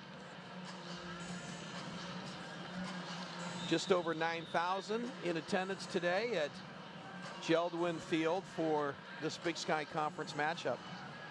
Well, a good crowd and a great Montana State crowd. As you could, on that last drive, you listen to the chants and it's go offense, and you're like, wait, Portland, you guys are on D, but no, there is a huge contingent of Montana State fans here today, and they are very vocal. And Kavanaugh again runs the same play, but this time he's tripped up, close to a first down.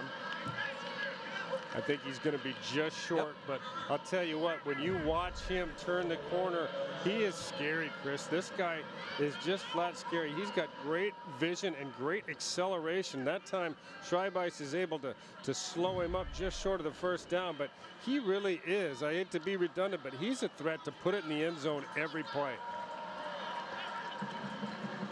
So second and short now for Kavanaugh, and this time McCaffrey will pick up the first down as he takes it over midfield to the 49.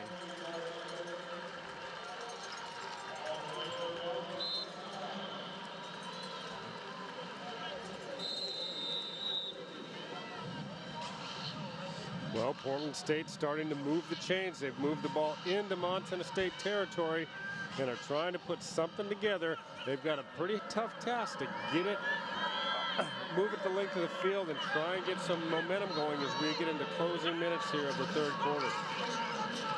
Kavanaugh goes across the middle to Monahan, who makes the catch at the 45, and he takes it to the 42.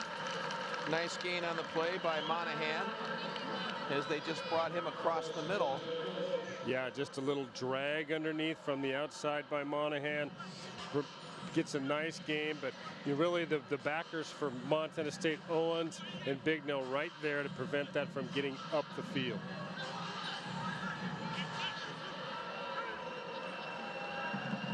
Second down call. And Kavanaugh this time, boy, he gets whacked 3 or 4 times, finally taken down, and well short of the first down.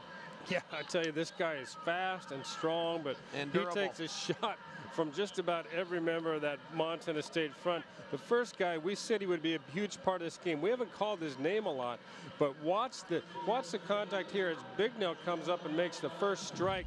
He has just been fantastic in the middle, redirecting linemen or running backs to his teammates. And watch everybody takes a pop at him, and finally they get him to the turf. And here's a pass and catch, and this is going for big yardage down inside the 25. As McCaffrey this time plays receiver, takes it down to the 23-yard line and a first down. Well, Portland State is having some success in this drive, working the underneath coverage, getting the ball underneath and allowing their receivers, this time their running back, to make plays up the field. And we've seen him several times today. Once he gets out in a little bit of space, he is flat dangerous. That is the final play of the third quarter. So 15 minutes remain in this one from Portland. Montana State leads, but Portland State knocking on the door.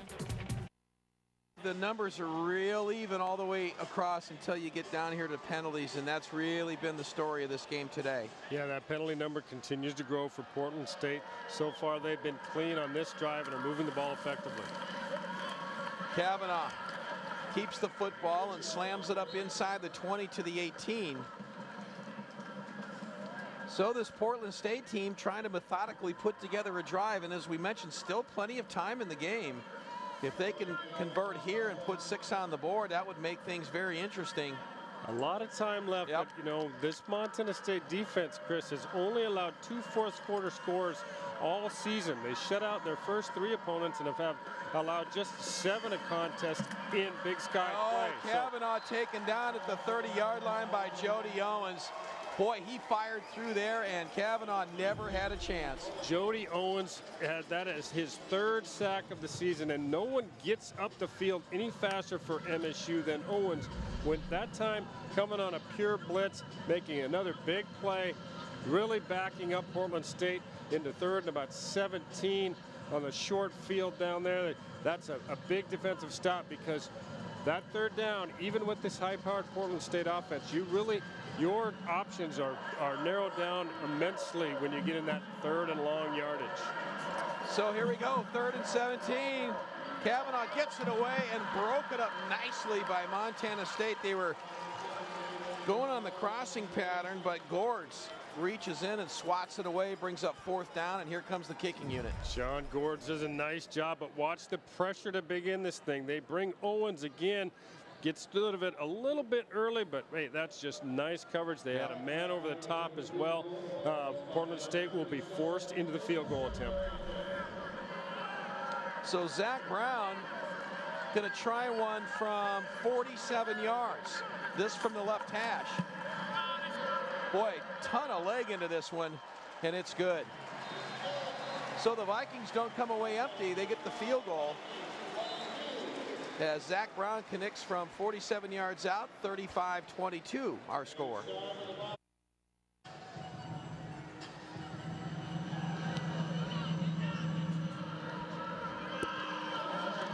So B. Johnson at the 5, up over the 15, got running room to the 30, still on his feet to the 40-yard line. Well, the nice return by Johnson that time will set up Montana State in good field position out the 40-yard line for this first drive of the 4th quarter. Nice return by Johnson, and just good north-south running here as he... Yeah, they do a good job of opening this thing up in the middle. They've got some great blocks here. The seam is good. He's able to get upfield, but they were able to close it down for Portland State. That would have been just a backbreaker if that would have been taken to the house that time by Johnson. So McGee will start up under center in the deep pitch to Kirk. And Kirk takes a shot at the 43-yard line, and that's where he's taken down. God, I tell you what, I mean, I love the way that Cody Kirk runs, but he's facing the same amount of pressure from that Portland State linebacking crew today. They have just played so solid, and they're consistently just coming after you. You can see why they've had the success against the rush that they have. 2nd and 7 now after the 3-yard gain. This time they bring Gilbert into the backfield behind McGee on 2nd down.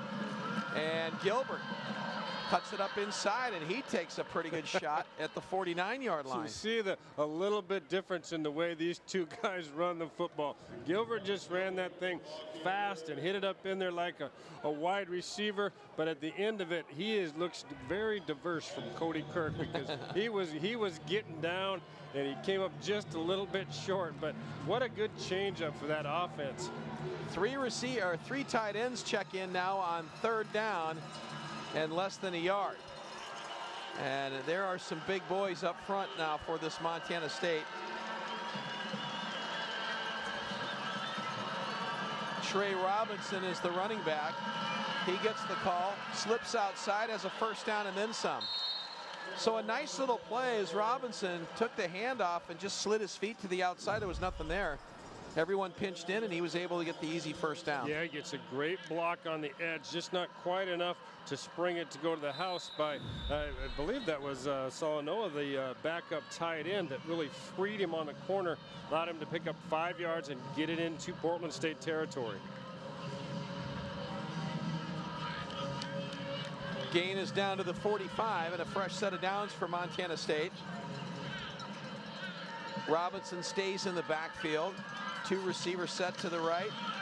Robinson straight up the middle, breaking tackles, down close to another first down at the 36. And this is exactly what Rob Ash and the offense wants to do right now, is take time off the clock, and they're doing just that. Yeah, here's the hole opens up, and watch the leg drive here. Trey Robinson is able to hurdle his own center that time to get just straight up the field, north and south running, Chris, as you said. And this would be a great time to get behind that offensive line and sort of chew this fourth quarter up. There you see the matchup. Best rush defense against the pass defense. That's pretty good. So here we go on second down. McGee keeps it himself, tucks it up inside the 35 and a first down. As Tanner Bleskin will check in for Montana State. Well, every first down now, Mike, is critical because it's basically taken another 2 minutes off the clock. Yeah, and you can see a little option play to the outside, but a lot of traffic there, so McGee makes a good, solid decision, tucks that ball away, protects it, turns it upfield, and is able to get enough to move the chains. Empty backfield now on first down for McGee. He's got Robinson out as a wide receiver, Tanner Bleskin to the near side, along with Ellis. Here's McGee, fires across for Ellis and a catch at the 25. Boy, that was a sensational catch. That was pretty good coverage out there. Boy, it was good coverage that time. But watch, he gets the backer, number 32, is going to pick him up as he cuts underneath, and he's just not able to get in front of him and make that play. But there was plenty of traffic there. Ellis has shown that he can catch the football, Chris. Deontay Brooks was back there in coverage and had done a pretty nice job. So the gain is down to the 26-yard line. So call it second and a short 3. Clock running, 9:30 and counting. And this time the give is to Robinson. And Robinson is close to a first down. Yeah, I think he's a little bit short. Well, this will bring, again, you said it'll bring up a third and very short at the best for that Portland State defense. Otherwise, it's going to be very close to a third down, or excuse me, a first down, but it is going to be third. And this is just a crucial 3rd and 1 for Portland State at this point in the ball game. They can't afford to let this drive continue and allow Montana State to put any more points on the board, because really, Chris, I think if they're able to get 7 here, probably put this thing out of reach. So the biggest play of the game so far for the Portland State defense here on 3rd down. Direct snap, now a little pass out there that's caught at the 20. And Foster inside the 15-yard line and has a first down. Now, we don't see the tight ends in this offense catching a lot of passes, but that was a pretty big one right there. What a great call. 3rd and very short. You duck the quarterback into the line like he's trying to read, and then he pulls it back, delivers the ball on time to the tight end. I mean, that's just an excellent, excellent play calling. Do you think if you're Stephen Foster, you're like running back in the huddle saying, come to me again? I'm open. I'm open. I'm open on every play. I think they're going to be content to keep this on the ground if they can. Be happy to give it to Stephen, but really a nice job by the tight end. We kind of give him a hard time, but really has had a couple of nice catches today and has been an effective receiver for Montana State. Well, I think they're smart enough to know what their primary role is in this offense, but yeah, it's It's nice to have the ability to throw to the tight ends, and especially in situations like that. You look at all the catches they have made, well, they haven't been a lot. They've all been big play situations. So second down now for Montana State. Here's McGee, gives to Gilbert, and Gilbert gets through the first wave and then met right at the 10-yard line and stopped for a short gain. That is not a friendly place for a receiver in it, running back in the between the tackles for Portland State, because they are a gamey bunch. And you can see backers, safeties, they're riding that thing down, and he's taking a shot if you hit it up in there. 3rd and 7.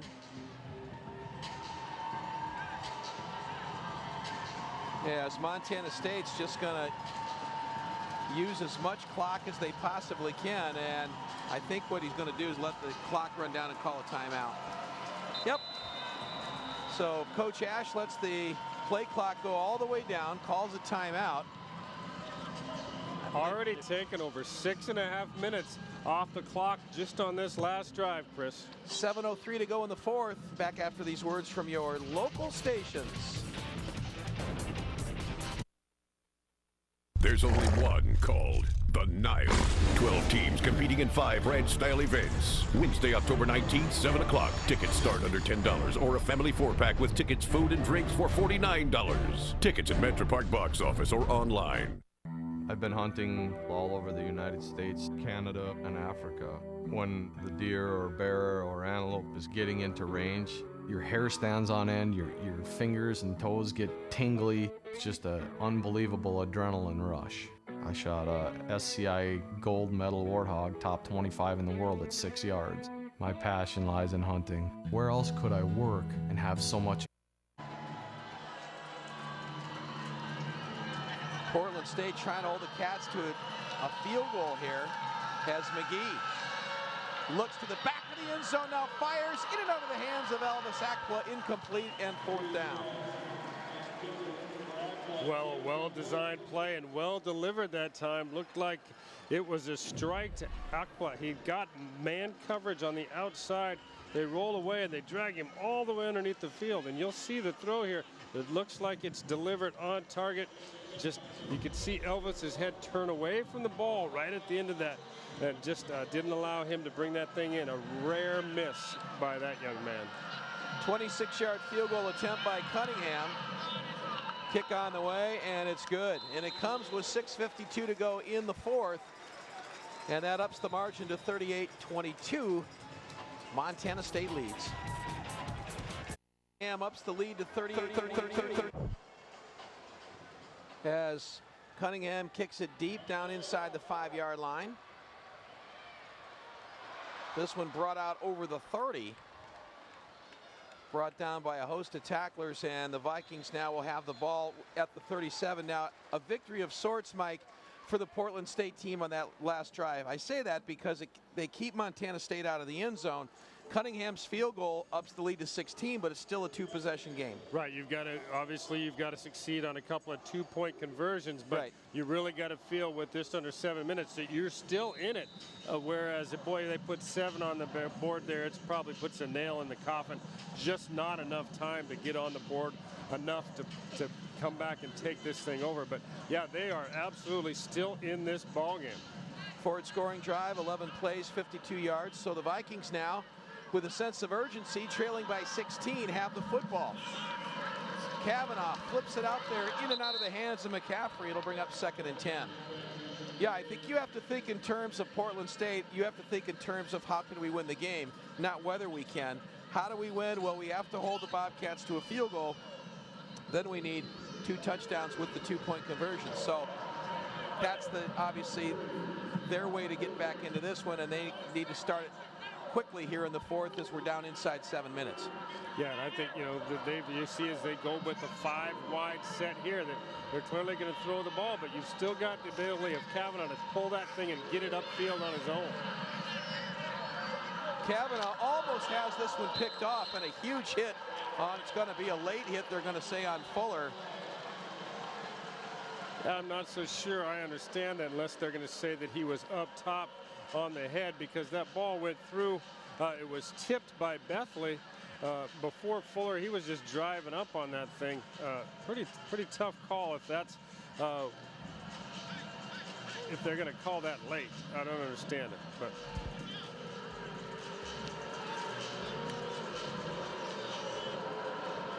Well, we didn't get the audio that time, but as we take another look at it, you'll see the ball is tipped in front of him, and then Fuller drives up on this.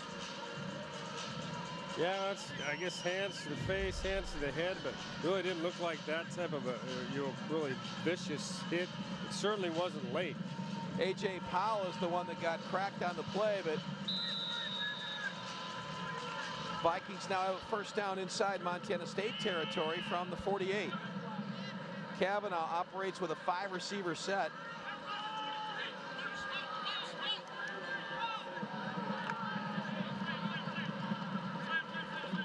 And you're right, Mike. One thing he can do is he can run out of this. He's got that middle of the field.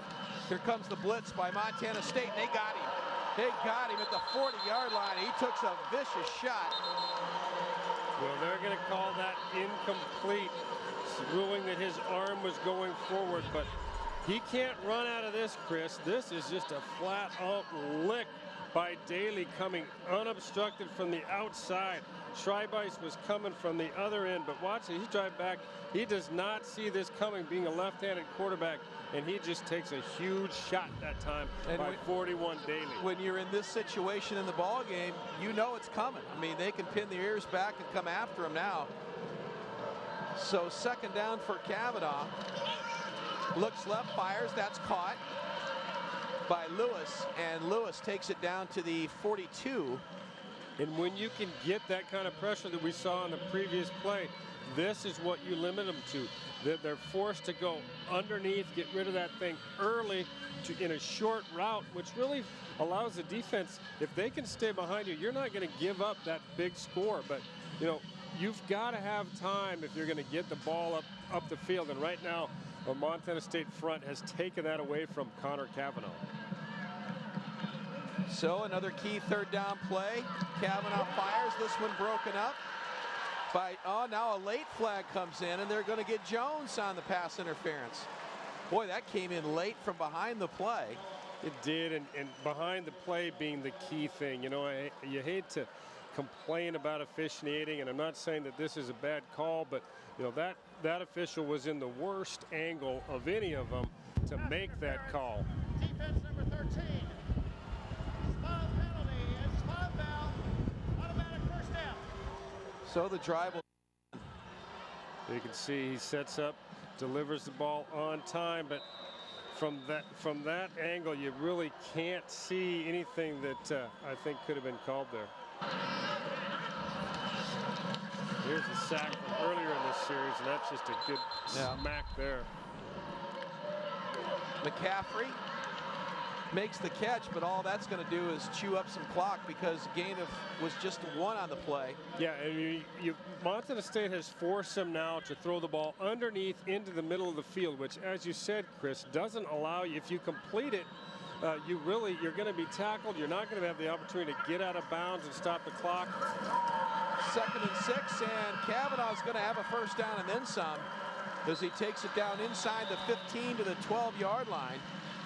Well, we've been talking about it early in the series. He's a threat to do this every time. He just tucks it away and shows his running ability. This is a quarterback who is a true dual threat QB that can hurt you with his feet or his arm on every play. Clock winding down to 5 minutes here in the 4th. There you see the numbers on Kavanaugh, 71 yards rushing today. Kavanaugh looks now, throws for the end zone, and this one is in and out of the hands of Jones, and that was an easy interception in the end zone. Darius Jones is not going to be too happy when he watches this one on film, but this is great coverage. Watch him, he sits down, the ball comes out quick, he steps in front, gets his head around, just not able to bring that ball in, but a good defensive play. Could have been a great one if he would have been able to hold on. Incomplete pass brings up 2nd down.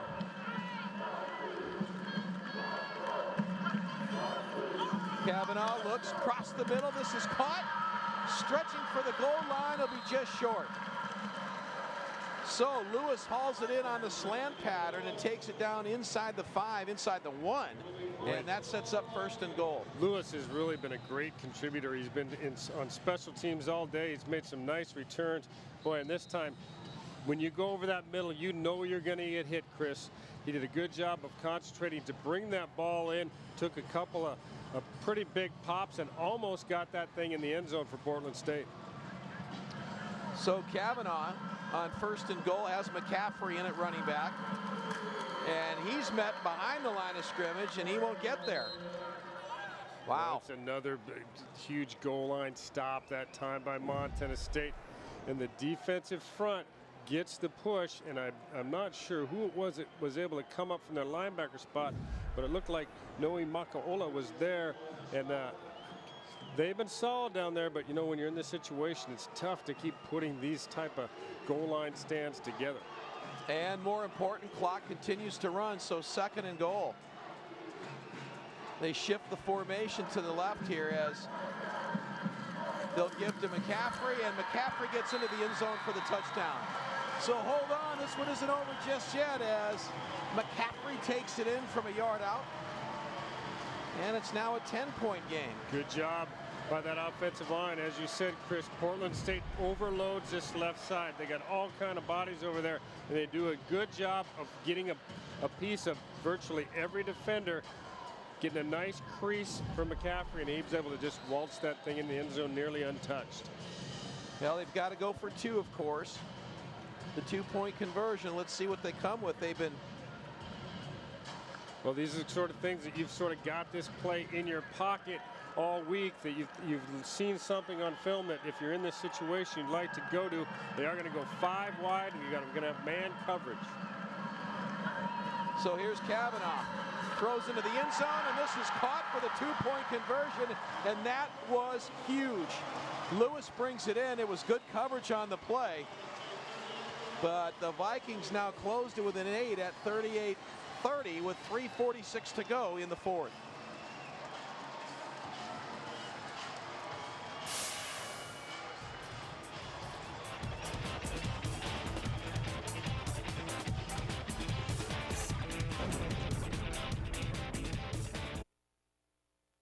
For award-winning service.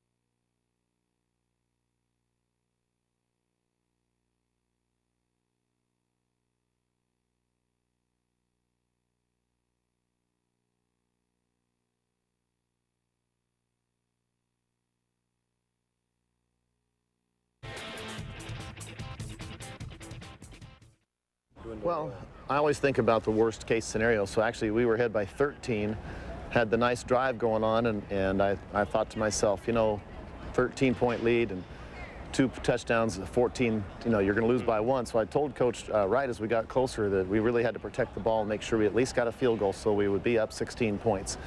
So it was intentional, to get to that point, because you never count another team out, especially a team with an explosive offense like this. Didn't anticipate losing the onside kick. That was the key, and they did a nice job. They kicked it deep. Everett, just got a bad hop back there, and then he said he had it, and he lost it in the pile. So we just have to work on being tougher in the pile. Did it surprise your players a little bit when they did kick it deep on the lineup? Well, there's one of the two things. If I line up deep, guys, they're going to kick it short, and if I line up short, they're going to kick it deep. I mean, they have the last card to play because they are the ones choosing what to do with the kick, and I didn't want to give up the traditional onside, and I really thought Everett could get back there and get it, which he did in the second one. A win's a win. How critical, though, was it to hold on to this one down the stretch on the road? Well, we had given up. We had left some plays on the field today. The fumble we didn't scoop up, the interception we didn't catch. A few of those things that would have been really disappointing to look back on and say, well, we could have won if we would have made those plays. At least now we can say, let's fix those plays. At least we won. What were they able to see in attacking your punt early on, Zach? We had one player who missed an assignment 2 times in a row. It was absolutely just a blown assignment, and we got it fixed after the second one and made a personnel change, and then it was easy to fix. How big was the stop on the 2-point conversion? Oh, huge. Yeah, and that is so great with our defense. They've allowed a touchdown, a 2-point conversion. They are disappointed that they have to go back out on the field again because of the onside kick, and another touchdown is scored. A lot of defenses would fold right there and say, but now they knew their backs were to the wall. This was the one that was going to tie the game, and they came up with a huge play. And I didn't even see who made the real final hit on that. We'll talk about who made the real final hit, because we've got lots more of the Bobcat. Teams to rally up and make big plays at the end to help our football team out. So I'm very proud of our defense and the way we played today. We knew the quarterback was going to run the ball well. He's a good athlete, but our defense stepped up in the end and made a good play for our football team. Got to get a stop regardless of what happens. We got to find a way to make a stop, and that's what we did. When Zach Benner stuck him, what did that feel like for you? It was great. Zach is a great player, and I'm glad he's on our side. And yeah, it was great having him out there, and he made that play. It was a Zach-like play. We knew coming into this week they were going to try to stop the run. They're one of the top run defenses in the country, so they have some guys that can stop the run. So we knew that they would come up whenever there was play action, and we would have one-on-ones on the outside, and we tried our best to attack that as best as we could. We needed this game. We know that the Big Sky's really tough, and we just had to pull it out, and our team did a great job just executing down the stretch. All of them are huge, and everyone knew that it was going to be a big game. We have to take this thing one at a time. It doesn't mean anything that we're on top right now. It was great. It was really great to play well in front of my family and friends, and I can't wait to hug them up when I get before I get on the bus. So it's gonna be. It was great. It was really great. It was really great, and after the game, Scott Breen had a chance to visit with Bobcat beat writer Coulter Nuat. Counted for 5 touchdowns as Montana State escaped from Portland with a 38-36 win. This afternoon, the Cats face the explosive Northern Arizona Lumberjacks and sophomore running back Zach Bowman. It's next on Bobcat Game Day.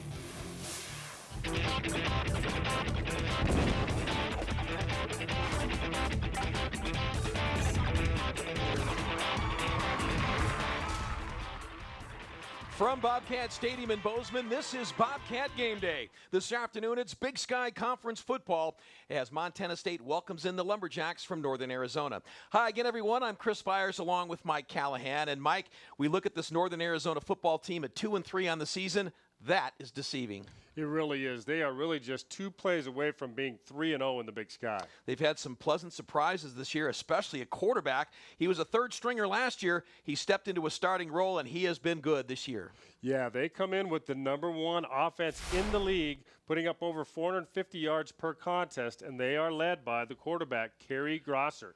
He is the most efficient quarterback in the league, completing over 70% of his passes, including 7 touchdowns. They also run the ball extremely well. well. So Northern Arizona with a very potent offense. We'll see that this afternoon. Now for Montana State. We talk a lot about Denarius McGee, 5 touchdowns last week against the Vikings. He's good. Wide receivers are great. Spread offense, all that. But you know what? They run the ball very well too, and you got to give credit to those big fellas up front.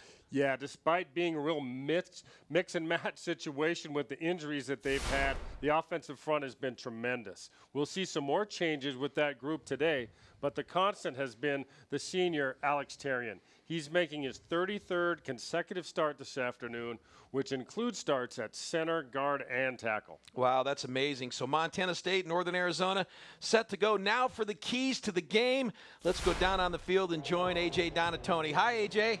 Hey, guys. A little overcast today here at Bobcat Stadium. They tell me the rain's not supposed to come, though, if there's any at all, till the second half. So hopefully good conditions for the most part for Montana State versus Northern Arizona this afternoon. Here are the Billings Hotel and Convention Center keys to today's game, starting with the visiting Lumberjacks. Number 1, get Zach Bowman the ball and get it to him often. Bowman is a dynamic playmaker out of the backfield. Last year as a freshman, he really came onto the scene of the Big Sky, had a great game against the Cats. He's dynamic as a runner and a pass catcher out of the backfield. Lumberjacks got to get him the ball early on. Number 2, Northern Arizona boasts one of the best pass rushing attacks in the country, led by Isaac Bond and Jared Bilbrey. These are guys that can get to the quarterback and really mix up things in the backfield for opposing teams. They did a good job last year against the Cats disrupting Denarius McGee. We'll see if they could do it again today. And then finally, field position has been a big part of Northern Arizona's success this year. They have the number 1 kick returner in the country, yards per average, Jamal Perkins, but head coach Jerome Sowers says Jamal Perkins is not playing today, so they won't be able to go with him. They're going to see if they still can get, though, that good field position with their backup returners. Now, that segues into the Cats' first key. And number 1, obviously, it has to be an improvement at the special teams area. Last week against Portland State, so many issues really plagued this team, but head coach Rob Ash made a couple personnel changes, and he said everything should be fine. He's not concerned that much about it. He thinks this team is ready to bounce back and do a good job. Number 2, the defense for the Cats has to be able to rally to the football. The defense commented this week that Northern Arizona is perhaps the best short passing attack team in the Big Sky. They use a lot of screens, flashes, dinks and dunks out of the backfield, and the Cats defense has to recognize where the ball is at all times, and they have to get a bunch of hats rallying to the football, and they got to be able to tackle well when they get there. And then finally, how good are the Bobcats at exploiting those one-on-one matchups down the sideline? Whether it's Elvis Akpla or John Ellis, McGee always seems to hit these guys in stride when they get those one-on-one matchups. The